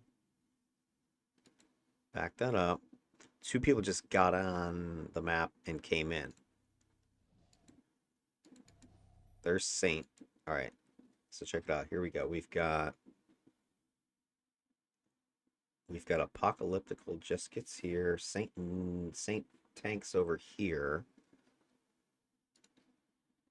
PPD, your fave. Okay, there goes Apocalyptical. That was Polar. Think just bounced past me. Here comes Saint Tank. There goes, I think, Give. They're all heading down the thing.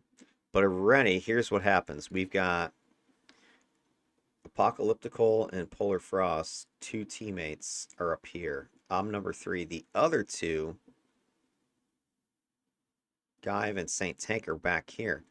So 3 of us are not even in the fight yet as these guys immediately pick up aggro and start getting attacked. That causes any strategy to go out the window. Because I think ultimately what you would want to do is park your A right here with, let's say, your tank or whatever, and blast or taunt or something to pull these guys around. They do have flyers, so it's only a limited effective, but you know, anything on the grounds have to come around. You can maybe keep them up here as well as another place you can kind of hide, but you have some cover over here. But do be aware of the PPD these guys fly. But at least get them, block some line of sight so they're coming around here, and then crush them here.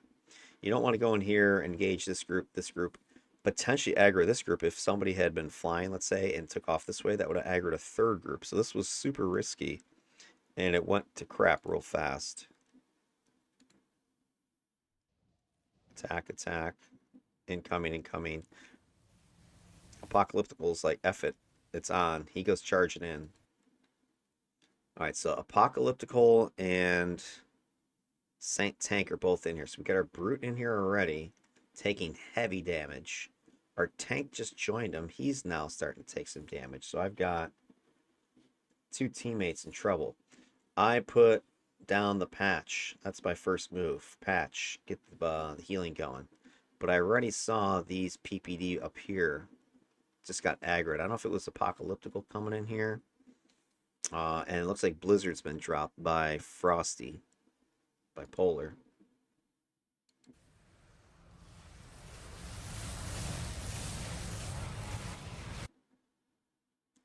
Boom, look at that crap. All right, I just put...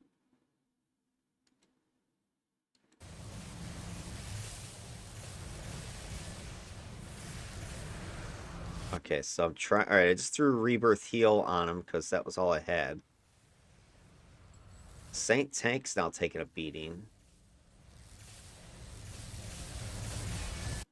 Saint Tank is taking heavy beating. All right, I used my res as a heal. That's what I was doing. So I used my res as a heal on Apocalyptical to keep him in the fight because he was taking heavy damage. He's right there. But now all these other PPD are coming in and they're throwing ranged attacks. And most of them are targeting Saint Tank. So Saint Tank is now taking an effing beating. Um, I've already dropped the life-giving spores. I've already used my single target heal. I think I've already just clicked my regrowth as well. So I'm pretty much out of healing at this point, or I've done what I can. And Saint Tank is getting abused. Come on. Boom, now he's down. That was it. He just got kiboshed. He is taking massive hits right here. Come on. Boom, somebody just exploded him. We're taking tons of range damage. And Wednesday, I think, sees it. So watch what she's going to try to do. So I think this is Wednesday just throwing herself in front of the bus, trying to stop it. So here comes Polar. Right, there's Polar. Trying to go in. I'm not sure what all melee-y things Polar has. I don't think much. So I'm assuming Polar is going over here to at least kind of hold aggro. Going, hey, I'm a big sentinel. I can take it. So go over there to hold some aggro. Keep it from constantly blasting away at us because at this point, we got our two beefcakes. I'm doing everything I can to get them to stay alive. I've already lost Saint Tank once. So Polar goes over there to try to save the day. That's like very defendery of you, Wednesday. Boom, he's down. All right. Guyve reses. All right, so this is the first problem that we ran into, well, aside from what just happened. Because at this point, look where my finger is. I'm on the vengeance button. I'm like, I want to venge. I just need to target my tank and hit venge. But before I can, Guyve comes in and reses him. Now, vengeance is off the table. Remember, I've already used my res as a heal earlier on Apocalyptical. So I don't have this, and now I can't freaking revenge. So now I'm like, well, crap. Now what? And then I see within a second or two, Polar starts taking a beating.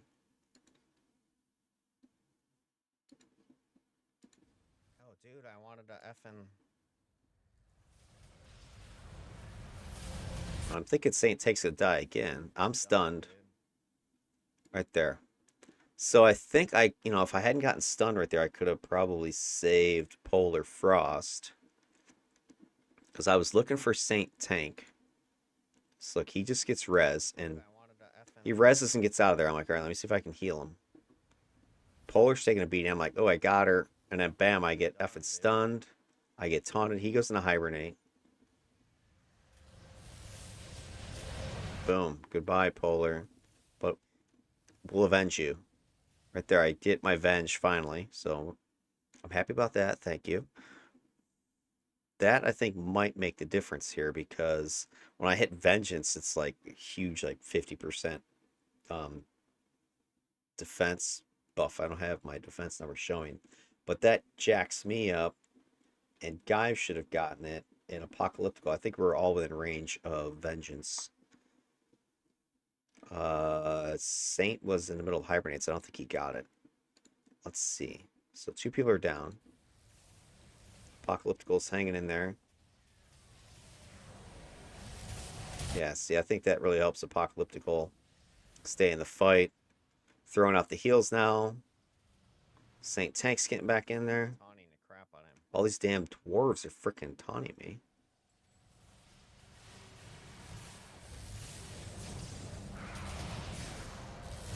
It's annoying. Got it. Okay, keep the heals going. Apocalyptical still taking a beating.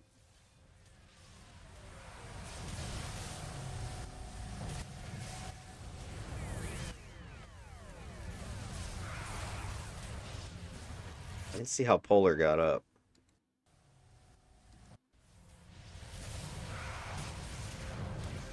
Did Gaive get her up? I'm guessing. This Gaive just left off screen. Probably rezzed. That gets Polar back into it. And I'm gonna get those a-holes at range because they're freaking blasting away.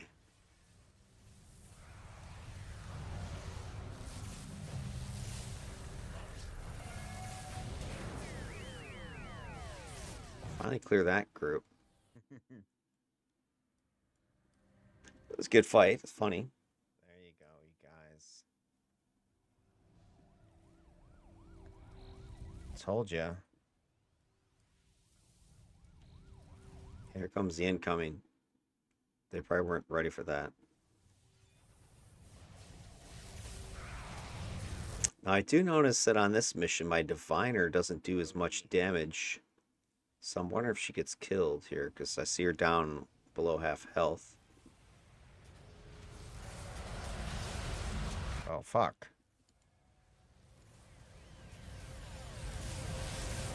Oh, that was my thing crashing. I don't even remember clicking Force of Nature.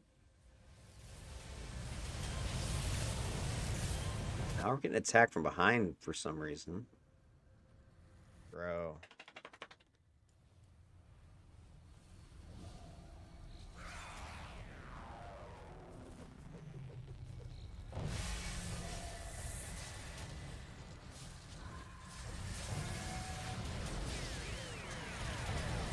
This is fratricide.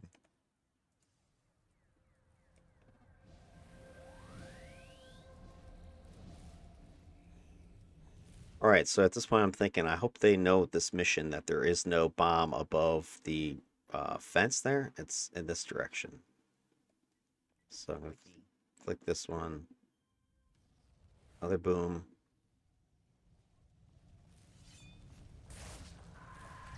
Comes the income. See how fast the PPD comes?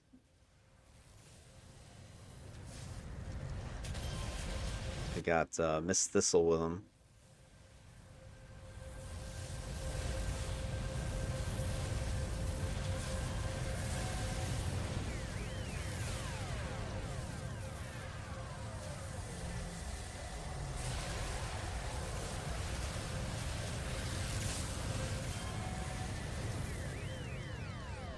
Right, there goes the second ambush. Is now done. Okay, at this point, I'm thinking, all right, we got this now. Everybody understands what happens. We've had, what, 2 deaths? Take it to the streets.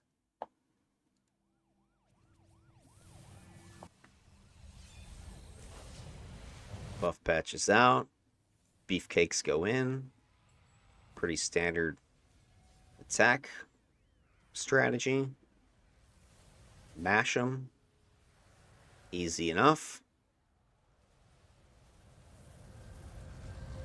Okay, we've got a third glowy to get at this point. This is going to trigger another ambush. Saints, look at it. Look how freaking far away he was when that aggro. Why? How is the aggro that easy? Okay, so we're going to click the glowy. Now watch Saint Tank goes forward. I mean, look at it. They're already, unless he taunted from range, which I didn't see or hear, but look at this. He's way over here, and these guys just alerted. Like, how come they're alerting so quickly? And they're immediate, like, kill. Now, the problem here is this is going to cause us an issue, right? We now have aggro. I don't think Saint Tank was trying. I think he was just peeking. But we just clicked a glowy. And this is going to trigger an ambush. So you know what's going to happen. we're gonna get a group from this direction, I think, and this group here. So I think we end up with a 2-for-1 special. They're after Saint Tank. We got Oh, looks like Guyve. All right, Guyve, stop clicking. Saint Tank's getting effing abused. I give him some healing. I use my res heal, but it doesn't matter. He's just getting shredded. dude. Nothing I could do about it. Saint, you were on your own. You're on an island, bro. Yeah, by the time I got there, he was already dead. All right, so that's our third death.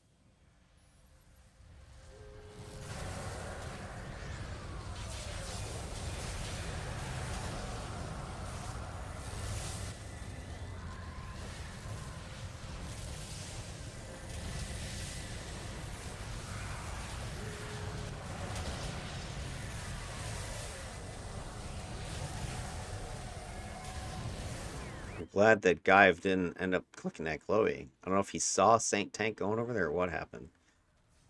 Guyve, if you're watching, let me know if you saw him and that's why you. Because I thought you were about to click that thing, and I'm like, oh, we're about to get crushed. All right, so that fight Clicky. seems okay.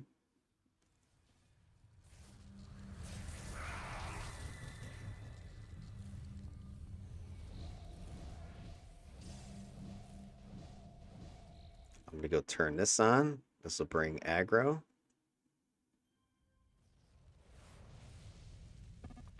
I think it should be. Yep.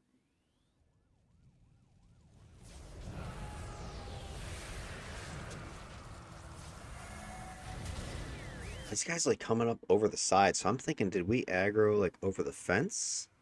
So I couldn't understand why they're over there. If they just flew that direction or what? Yeah, that was a wasted, dreadful whale. I think I just clipped that guy, maybe. Something shoot me again from over the damn wall. Doing a lot of damage over here.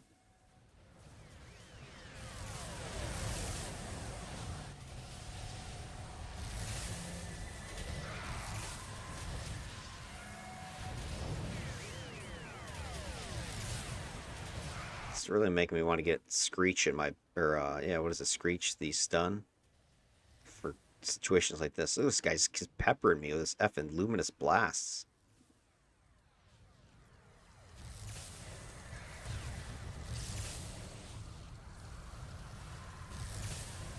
We're gonna be ready. Shut that off. That little baby. He just takes off. Baby. Kive's chasing him. Oh no. Yeah, Aggro. look at this aggro. Why is there aggro? It's like, Polar, what are you running that is like triggering? These guys just hate you. Like, seriously, I didn't see you do anything unless you shot at him when I wasn't looking. But I'm like, hey, let's pick one fight at a time here. Somebody shooting me again? So I'm not having that shit. Oh, frick, he's dead. Oh no, he's down again. I get vengeance. It's our fourth death of the mission.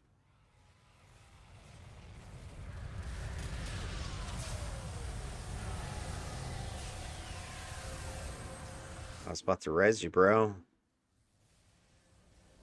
That's the other reason why taking like single target reses for this for the purpose of resing is such a waste. Because how many times have you used your res power out there and somebody's already clicked a wakey or somebody else has used the res power on them or something? It's like you waste it.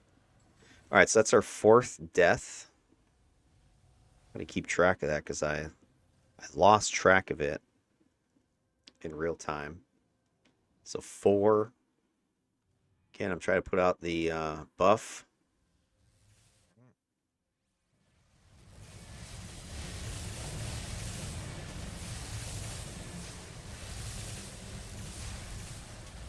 Apocalyptical's taking a beating. Let's get some buffs going. This is where I want to. I don't want to put my patch over there.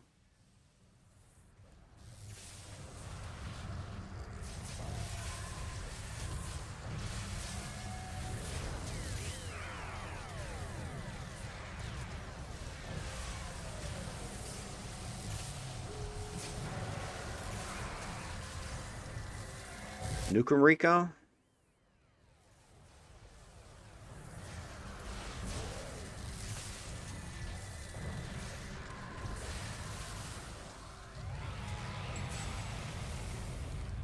Down he goes. All right, last clicky. This brings Desi.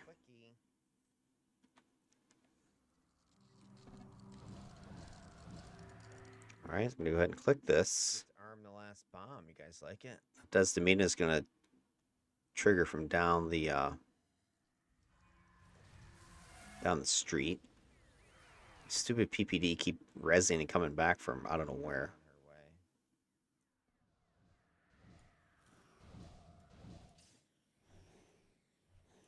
So she's right over here past this line of fire. It's hard to see her.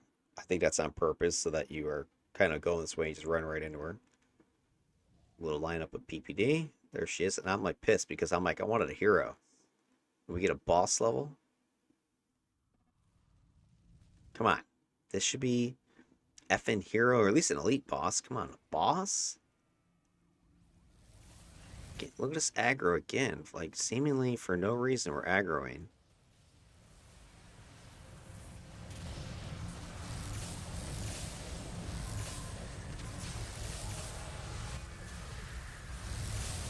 Buff's going.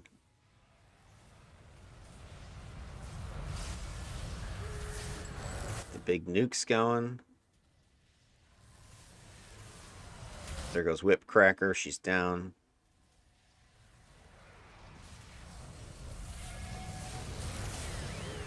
Taking all this stupid side damage. I can't stand it. It's like blasting from the side. I think it's the group from over the fence came down. Again, I don't know why.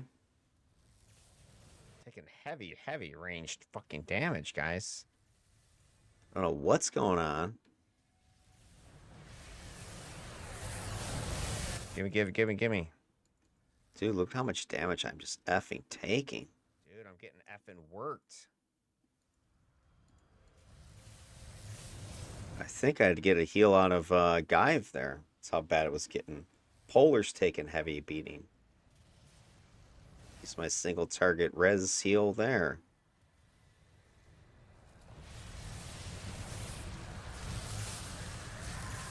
These guys are all over us. Get taunted again just as I want to unload on that guy. Taunt that. There's the big nuke.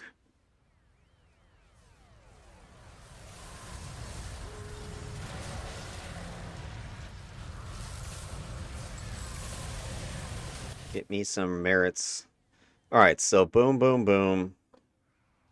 We end up just cleaning up the last group and then go to the mayhem. So I'm just going to pause the vid for a second because I want to go and double check the death count. I think it was 4. So let me be right back. We're going to go ahead and finish this group. All right, confirmed. We had 4 deaths on that one. So the first 3 missions, nothing. Then we had 4 on that one. And it just seemed there was this extra aggro for, I don't think Saint was taunting. He just showed his face and they went after him. And he got ahead that one couple times. I just couldn't get to him in time. He was pretty much dead by the time I noticed. I mean, I feel like there's like missions are going fine except for that. Everything else is great. So mayhem, we've done this before. You've seen me run it before. My strategy is pretty simple. Blow up a bunch of stuff, get the extra time. Things go relatively smoothly. Although I think in my head let's see, when I did this move, this is what triggers. I just wanted the badge. And I was like, I'm going to blow up a couple things. I'm not going to attack these guys. But then as soon as I do that, Guy's like, I'm going in there if I kill stuff. I should have said, hey, I'm just going to go get the badge. So now he triggers. And so does Polar. Or maybe it was Polar who followed me. Somebody followed me over there. And I was like, oh crap. No, we don't want to attack. Let's just go blow crap up.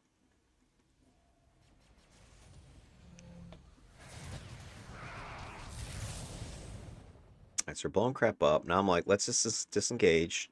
Blow up some stuff. But now they're still coming.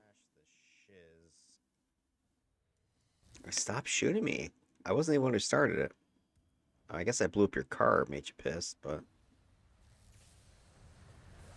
And then, guy, oh shit, where'd he go?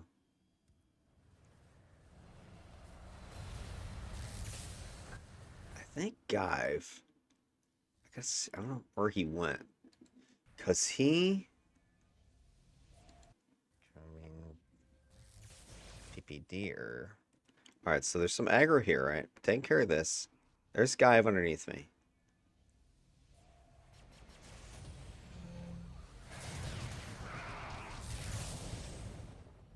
And I think he just went around the corner. yeah, trash the shiz. All right, so Give went around the corner, but I think he goes and takes care of the knives. You see, he's taking a bunch of damage somewhere. I don't know if that was him on the other side or what.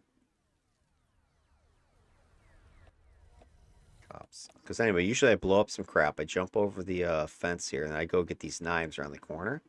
I come around the corner, and it's like, Polar's the only one over here. I'm like, where the hell is everybody? I thought everybody was over here. Because Give was taking a bunch of damage. Now we got to fight back here. Like, what is going on? It's turning into freaking chaos.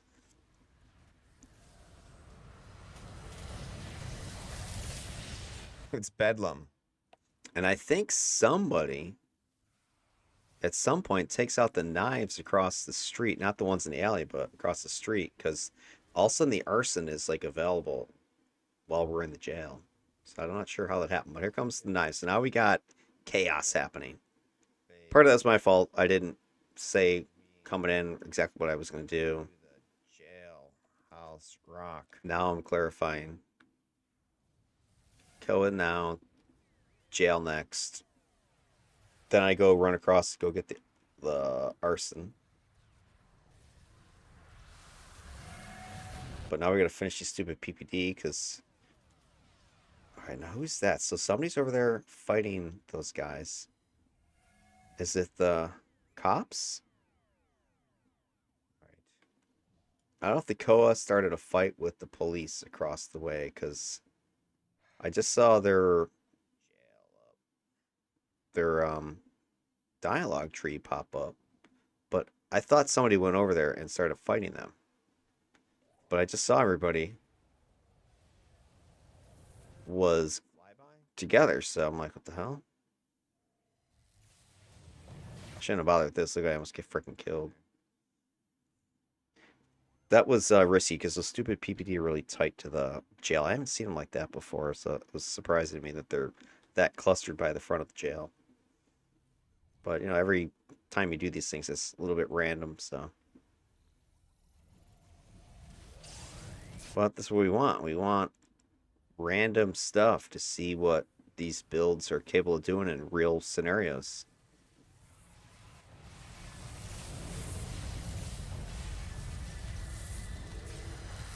All right, buffing up in the jail. This time I'm going to be cautious, unlike when I was with the Emperor Avenger. Break free in my back pocket just in case. Oh crap, I don't like this at all.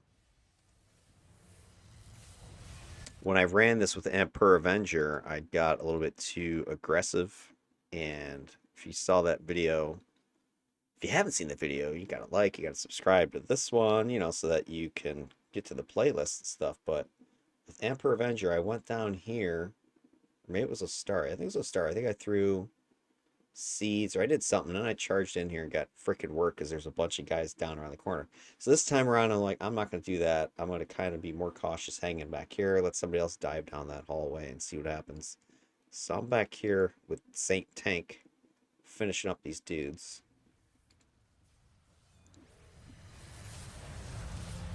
All right, we're collapsing on these guys. Dive's taking a beating from something. You see these PPD guys, they put out some damage. He's like hitting our tank for like half his health.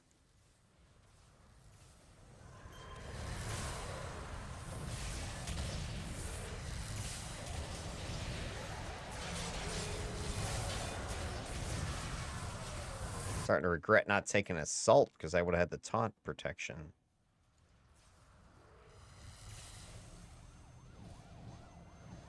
Right here, see how I'm cautious? I'm like, I'm not going down there. Let somebody else do it. All right, we need some time, guys. Yeah, I'm starting to get a little bit concerned because we've been dawdling a bit, fighting too much instead of just getting time worked, built up.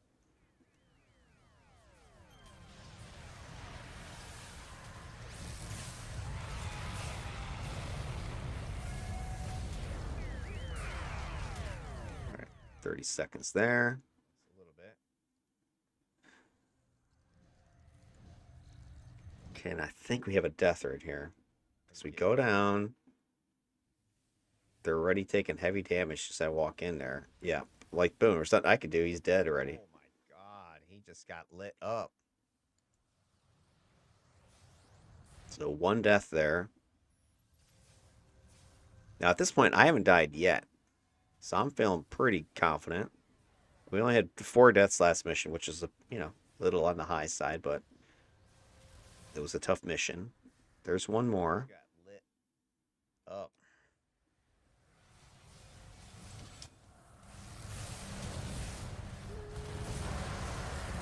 In comes the longbows.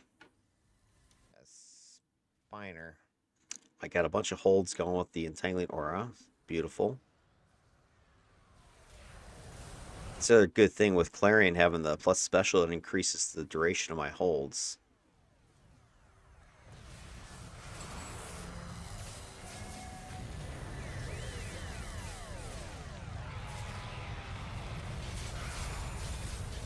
There's our bonus time we needed. We're back into it now. Still a little bit lower than I'd like to be. Usually by the time I'm done with this bank, I like to be at least even with 15 minutes.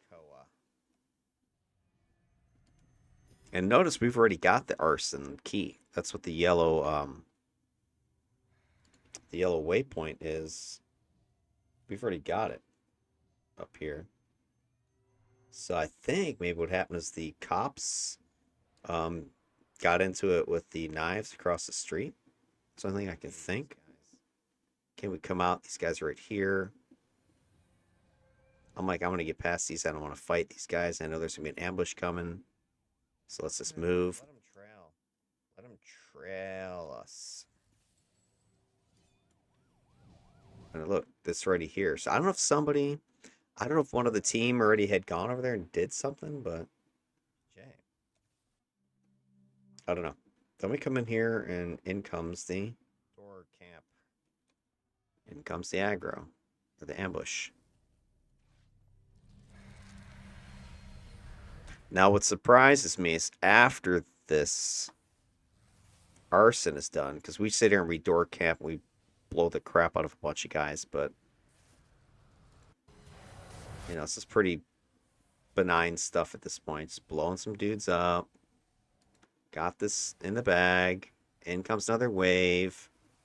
Nobody's getting really in trouble.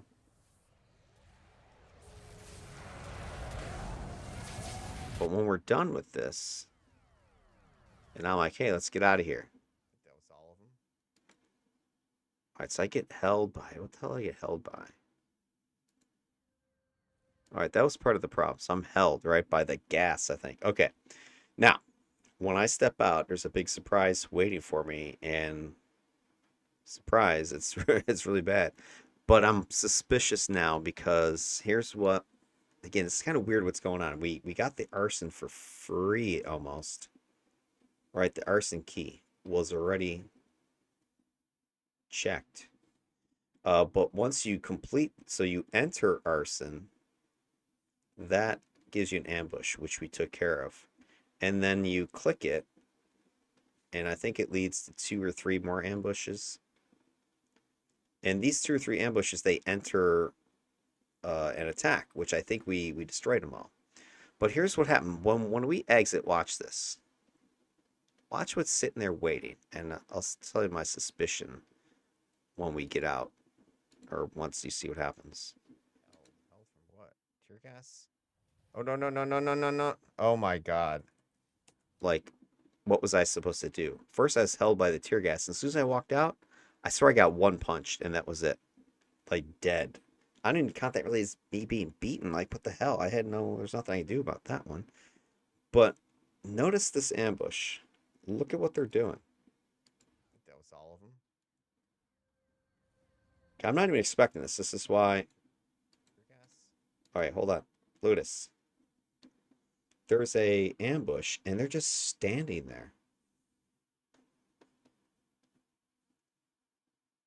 Now, ambushers don't stand there unless they get to the place they were going and it's been vacated already.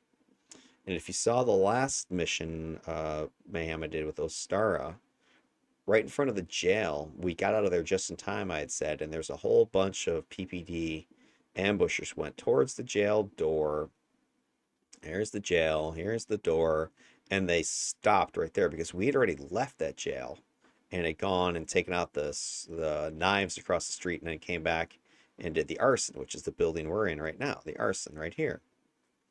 But notice that this group is sitting, they're waiting right here. So what I think happened is that the ambush that was going to come for us at the jail maybe saw us or something like that and came this way. And then they stopped and waited here. So then when we came out of the arson, I'm like, there's nothing to be waiting. There's never freaking just guys waiting there unless again you've triggered that ambush and have already vacated the building and then come back later. They're waiting there. These guys are waiting for us already. They weren't like coming in actively. They're just kind of hanging out. So as soon as I step out, I freaking get obliterated. Like no chance. So I think this was the jail ambush that was diverted over here or something. That's my guess. Oh, no, no, no, no, no, no, no. Oh, my God. Don't come. Then Apocalyptical comes out. Saint comes out. This is what we do to the enemies, right? When they come into the door, we're just obliterating them. The guy just got stunned. God, that was effing abuse.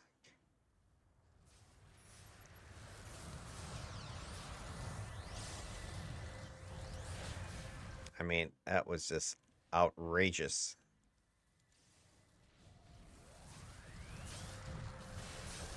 See, like, look, there's nobody coming. They just showed up. So I don't get it. They were here already, just waiting. All right, so that was my first death, and to me, it wasn't even fair. I walked out the door and got freaking clobbered. Like, what was I supposed to do? I got lit up. All right, so now I'm like, let's go down the alley across the street because let's see if we can get the pawn shop one.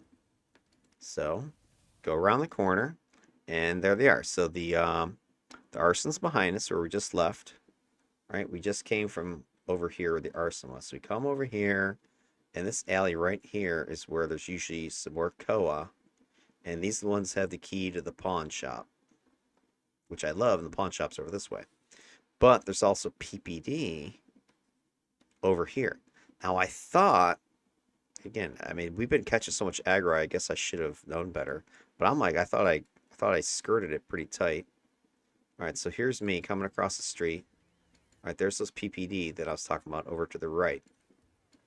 All right, they're pretty far away, right? I mean, last time we ran this mission with Ostar, we did the same thing. I hug this wall, take a peek, and then if the Co are there, then we go and engage them. They are there.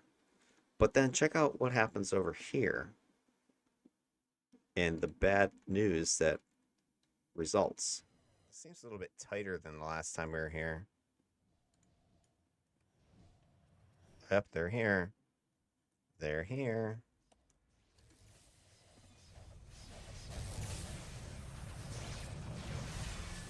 Oh, you know what it was? I bet you it was freaking critical ass over there. I'm taking heavy abuse from the back. For real? There goes Santa. Santa's down. My first teammate death. I just got stunned. Dead. That is nuts. That's my second death now. I mean, I'm getting shot in the back like it's my job.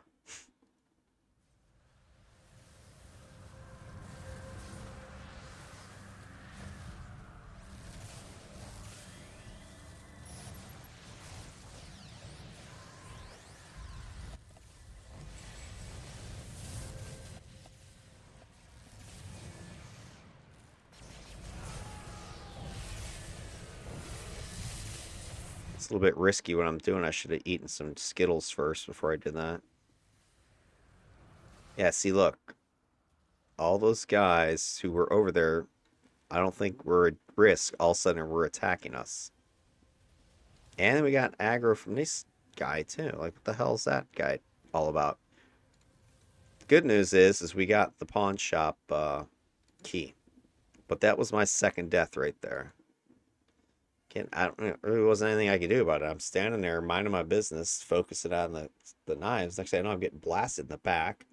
I get stunned. Get the key, hit the pawn, go, go, go, go, go. Get me in there. All right, we're in the pawn shop. So we do the strategy we did last time. So I'm like, hey, Polar, go do your clicky thing. So Wednesday goes off to tickle her fetish, and then the rest was kind of door camping. At least that was the plan. The only problem is we don't have a ton of AoE here. That was my one thing I was kind of noticing, is that we didn't have a lot of like. This would have been great if we had a blast or something like that. It would have helped to lay down some smack. All right, so here we go. Waiting for the clicks. Click them all. In comes the bad. Here comes all the longbow.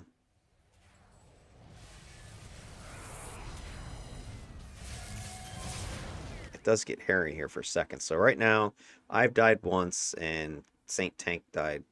Sorry, I died twice. Saint Tank died once.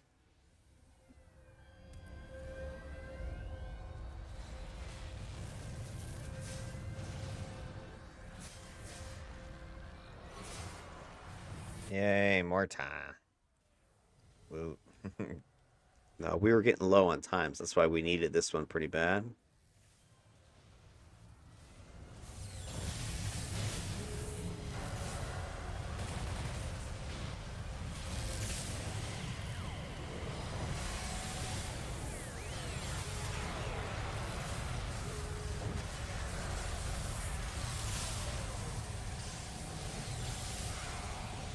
I don't know where Apocalyptical is. I can't get a heal on him. He's not in front of me. All right, there's our second team death. Throw the nuke in there. Let's try to drop whatever I got. Freaking getting beat on like crazy. Stun, beat down. How am I stunned? I'm getting hit by so much crap right now. Oh no, he just effing nuked me. Come on, get me out of this. There we go. Get Clarion back up. Get the buffs out.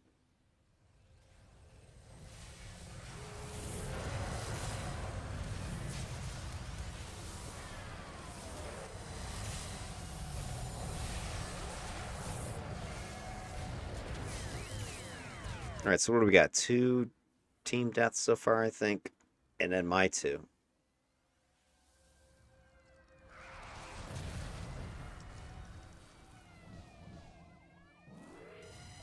Got all the safes. Okay, Wednesday continues clicking stuff. More alarms. Got some more enemies. Punish them. And at this point, once we're done with this, I'm like, hey, let's just head to the bank. Really not much else to do. I think that's our other safe, yeah. 6 more minutes, so now we're back in black here. Up to 12, almost 13 minutes. Perfect.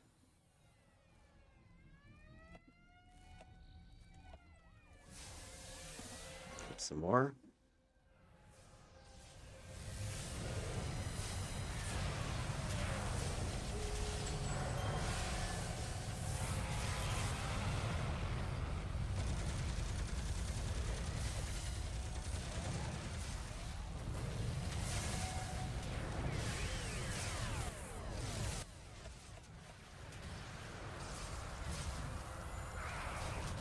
Okay, so I'm going to go to the bank. Got a few more guys to beat up, it looks like. All right. We go outside. Off to rob. I like to screw any more engagements. Let's get inside. So we go inside, buff up again.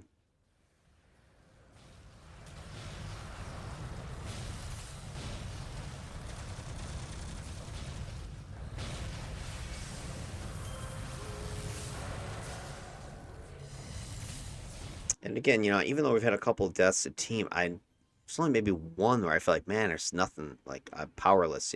All the other ones, it just either was out of my hands. The one of the teammates was just out of sight at the time. My own deaths were one I didn't even have a chance. I stepped outside, got murdered. The other one, I was getting shot in the back. And that's one thing, if you are going to be the only buffer on a team, realize nobody has your back. Like, there's nobody going to come in and necessarily give you a heal. Guyve has some healing, but he's not, going to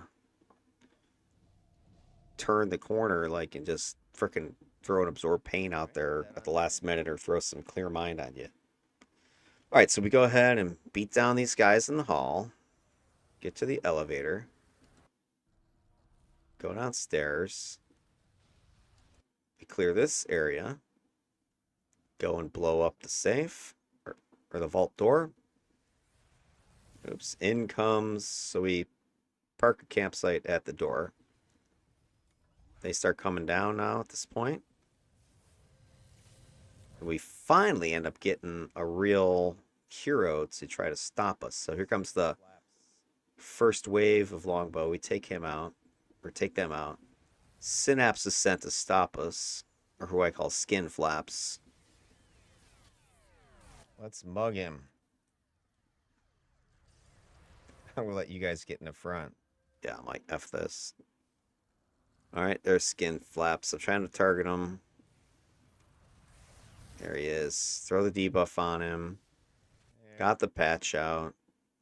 Start hitting him with powers. Get some minus resist on him. Corrosive enzymes. Power build up. Hit him again. Throw a nuke on him. Spray healing for everybody. With some more longbow to their doom. Some PPD to come and join them. Gonna buff everybody up. I got a little bit nervous there for a second when the PPD showed up because usually they're the last ones to arrive and usually have the hero defeated by then.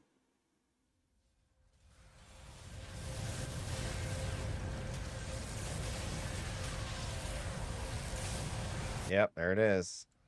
He needs to be doing that nonstop. Like for a speedster, he's not doing much here other than getting worked. That dope took whirlwind. That's funny. Down goes Skin Flaps. At this point, we just kind of clean up a few more guys. Get my Prismatic Aether for the win. Boom. The hardest. Boom. That was it.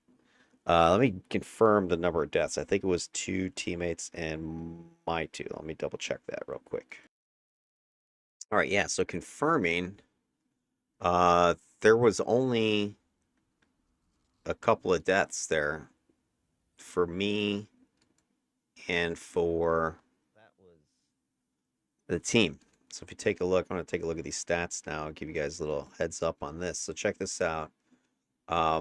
Look at this. So I think this is a pretty big. Yeah, I died twice, but I mean, it wasn't anything I could really do about it. So I don't feel bad about what happened. I feel the character was playing tough. 2 defeats.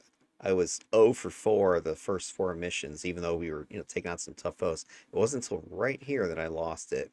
Meanwhile, we finished that in, just over an hour's total time, those 5 missions. So that's like the fastest we've, gone. At least the team that I've played with is gone. So that's pretty impressive. So my total personal defeats is not 3, it's 2. 2. And then team, we had 6. And we had 4. Our worst was that villain morality mission. 4 and then 2 during the mayhem.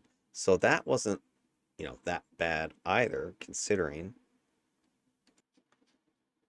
So 4, 2, and 6.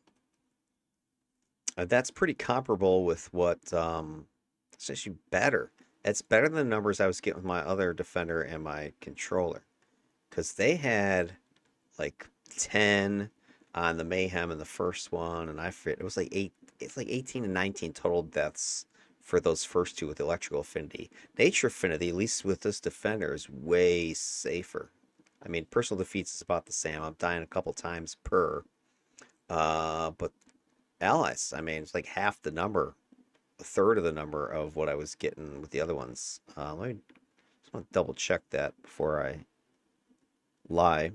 Yeah, I confirmed it was 19 deaths with Emperor Avenger, my E cubed electric defender, and then Ostar had 18. That was the controller with electrical affinity plant control. So this is way less than that, like a third. And then the time, it was like 10 to 15, maybe close to 20 minutes, quicker. And now these first three missions were lickety split quick, and the last two took longer. And the third mission is kind of like misleading. I'll admit that right up front. This, should have been closer to like a 10-minute mission or something if I had chosen a better one. So it would have put us close to 70 minutes or something, let's say. But I don't think it would have mattered as far as the number of defeats. Would have taken a little bit longer, would have been closer to what the my first defender had gotten. It's not really about the time anyway. It's getting about those rates. But I mean, so the very safe is what I am noticing. Just experience it now as I look back.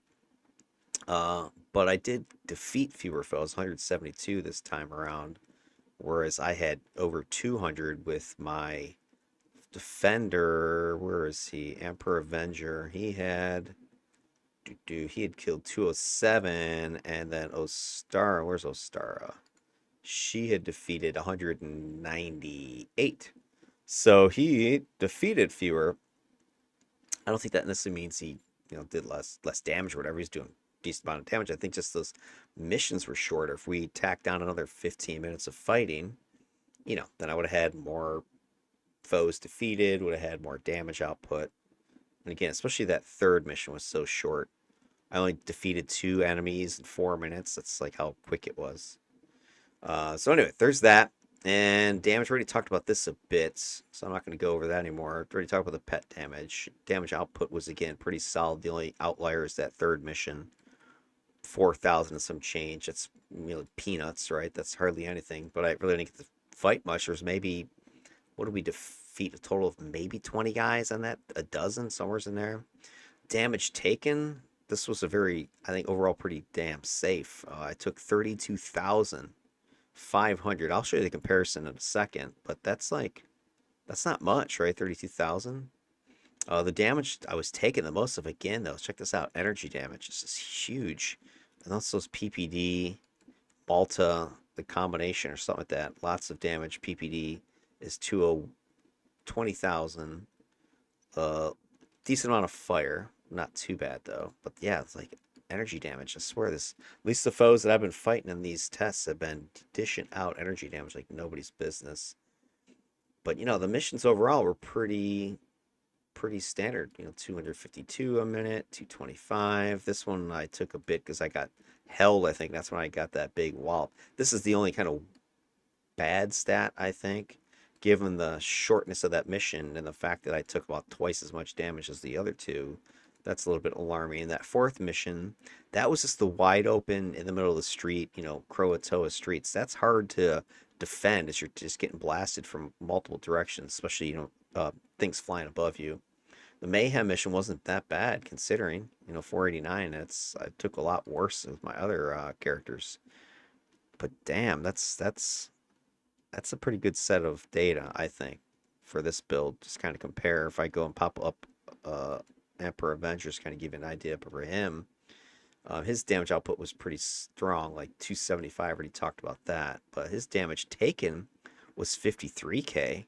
So I was only taking 30 something here, right? 32. So he took like 20,000 more than this character did. Again, longer time on the map, but taking a look at those numbers, the side by sides, on average I'm taking 446. He's averaging 729. So, hey, is nature just way better than than electrical? Maybe, probably. I don't know. But I also think that the team composition, again, had an effect here because you have a tank and a brute absorbing a lot of that alpha strikes. Whereas in that first team, I didn't have, a ton of beef up front that was just absorbing all the hits from Emperor Avenger. And he was much more melee. He was much more in the thick of it than Skreaming Tree was.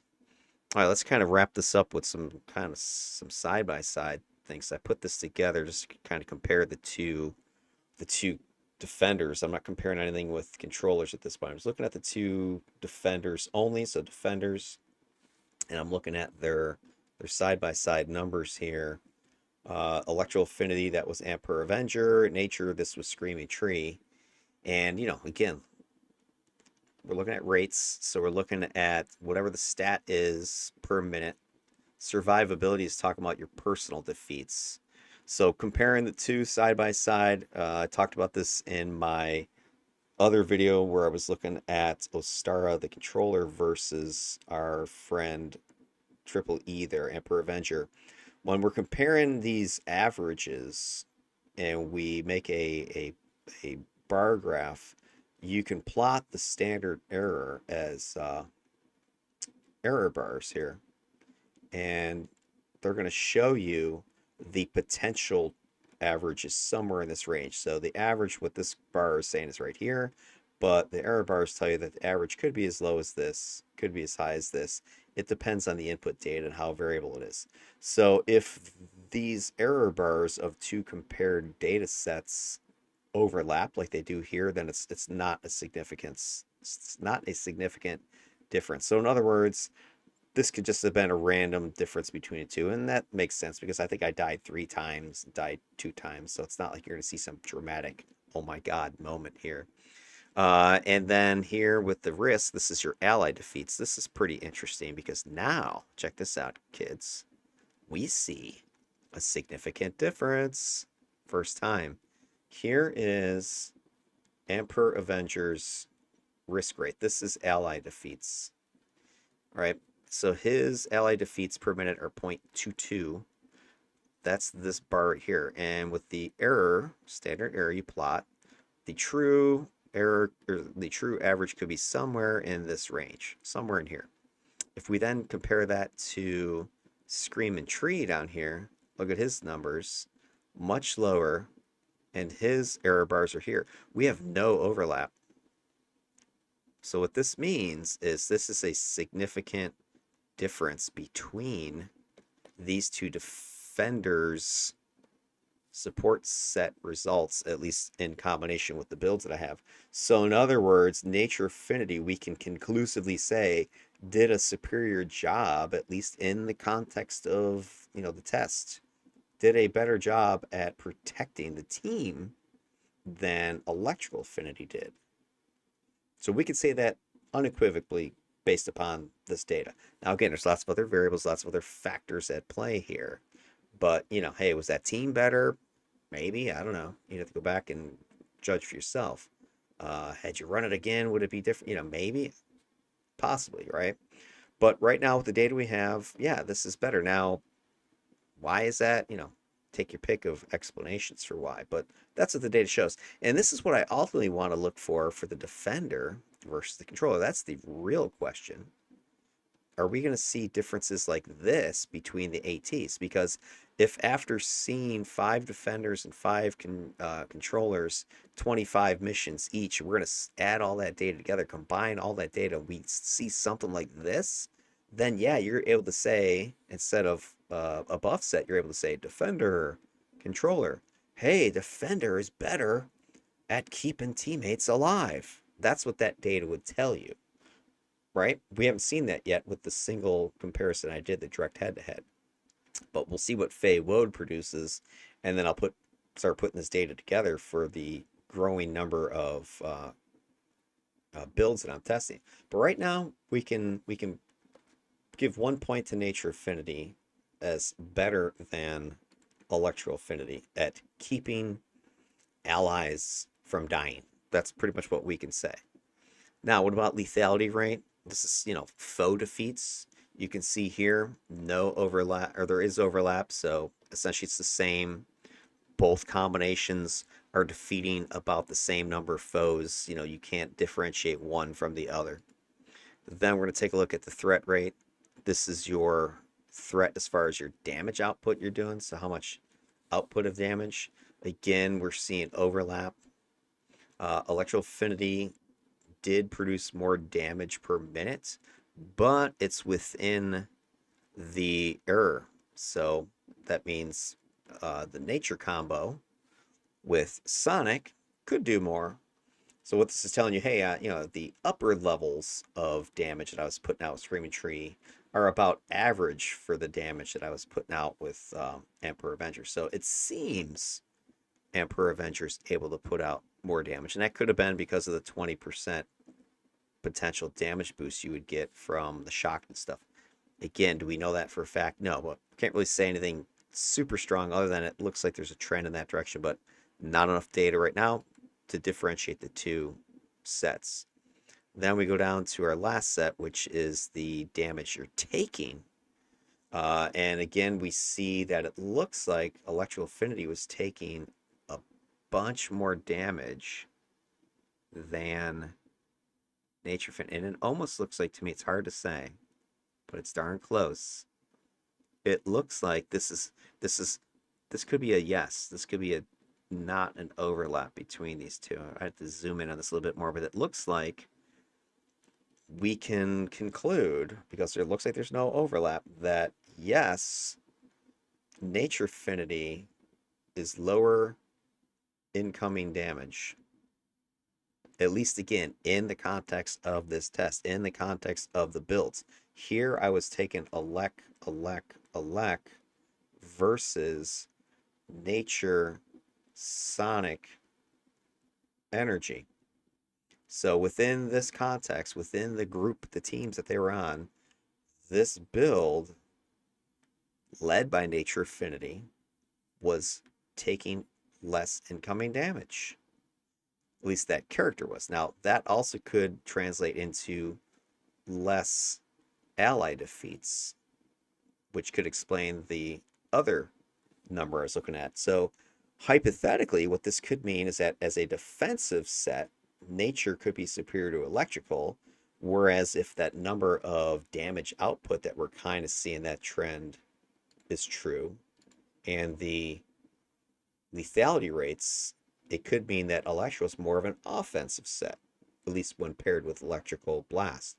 So that's where you could start to find some sort of trends potential. We can't say that for sure that this is more offensive. We don't know that for a fact, but it's leaning in that direction. But we can for a fact say that it seems, at least based upon the statistics we have, that nature is a better defensive protecting set.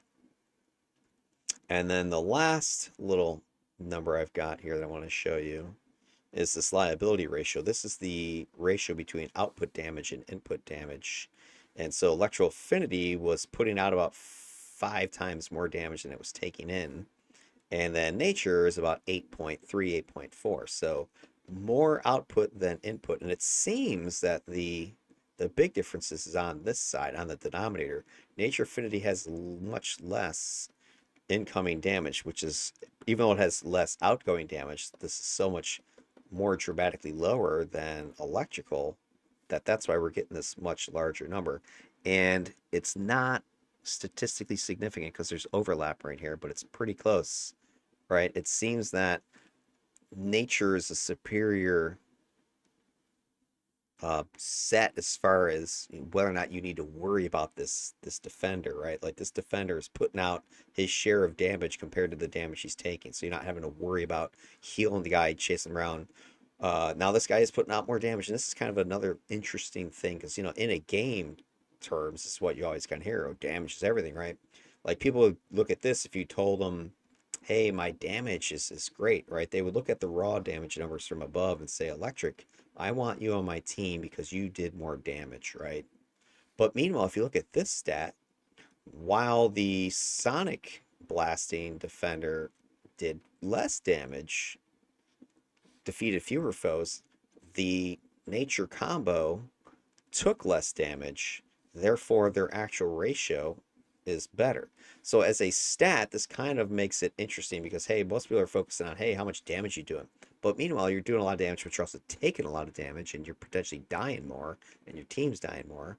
Versus maybe you're not doing as much damage, but you sure are protecting the crap out of the team. And therefore, we're all able to do more damage per damage coming in. So it depends on how what's way you look at your stats and what they try to translate what they mean and what's more important to a team. And I already showed you guys the damage and the pet ratio. But anyway, there's some interesting numbers here. I'm not going to get any more detailed than that because I'm going to reserve the rest of my thoughts for when I start talking about Fey Woad versus Skreaming Tree. Because I'm going to take these numbers you've seen that I did with Ostara versus Emperor Avenger. I'm going to do the same thing. But I do have this Defender versus Defender number, which I think is pretty interesting. Because that's sort of a side little question here. Is there any particular set that might be better than another one in the game? Who knows? That's another one of these loaded questions out there. What's the best set in the game as far as your damage outputs or whatever? Well, we can potentially answer some of that with this test as well. All right, guys, I think that's all I wanted to say about it, which was a ton. We're at 2.5 hours in it. Who would have thunk that going over that video, which was only about 60 minutes of actual fighting, would take 2.5 hours?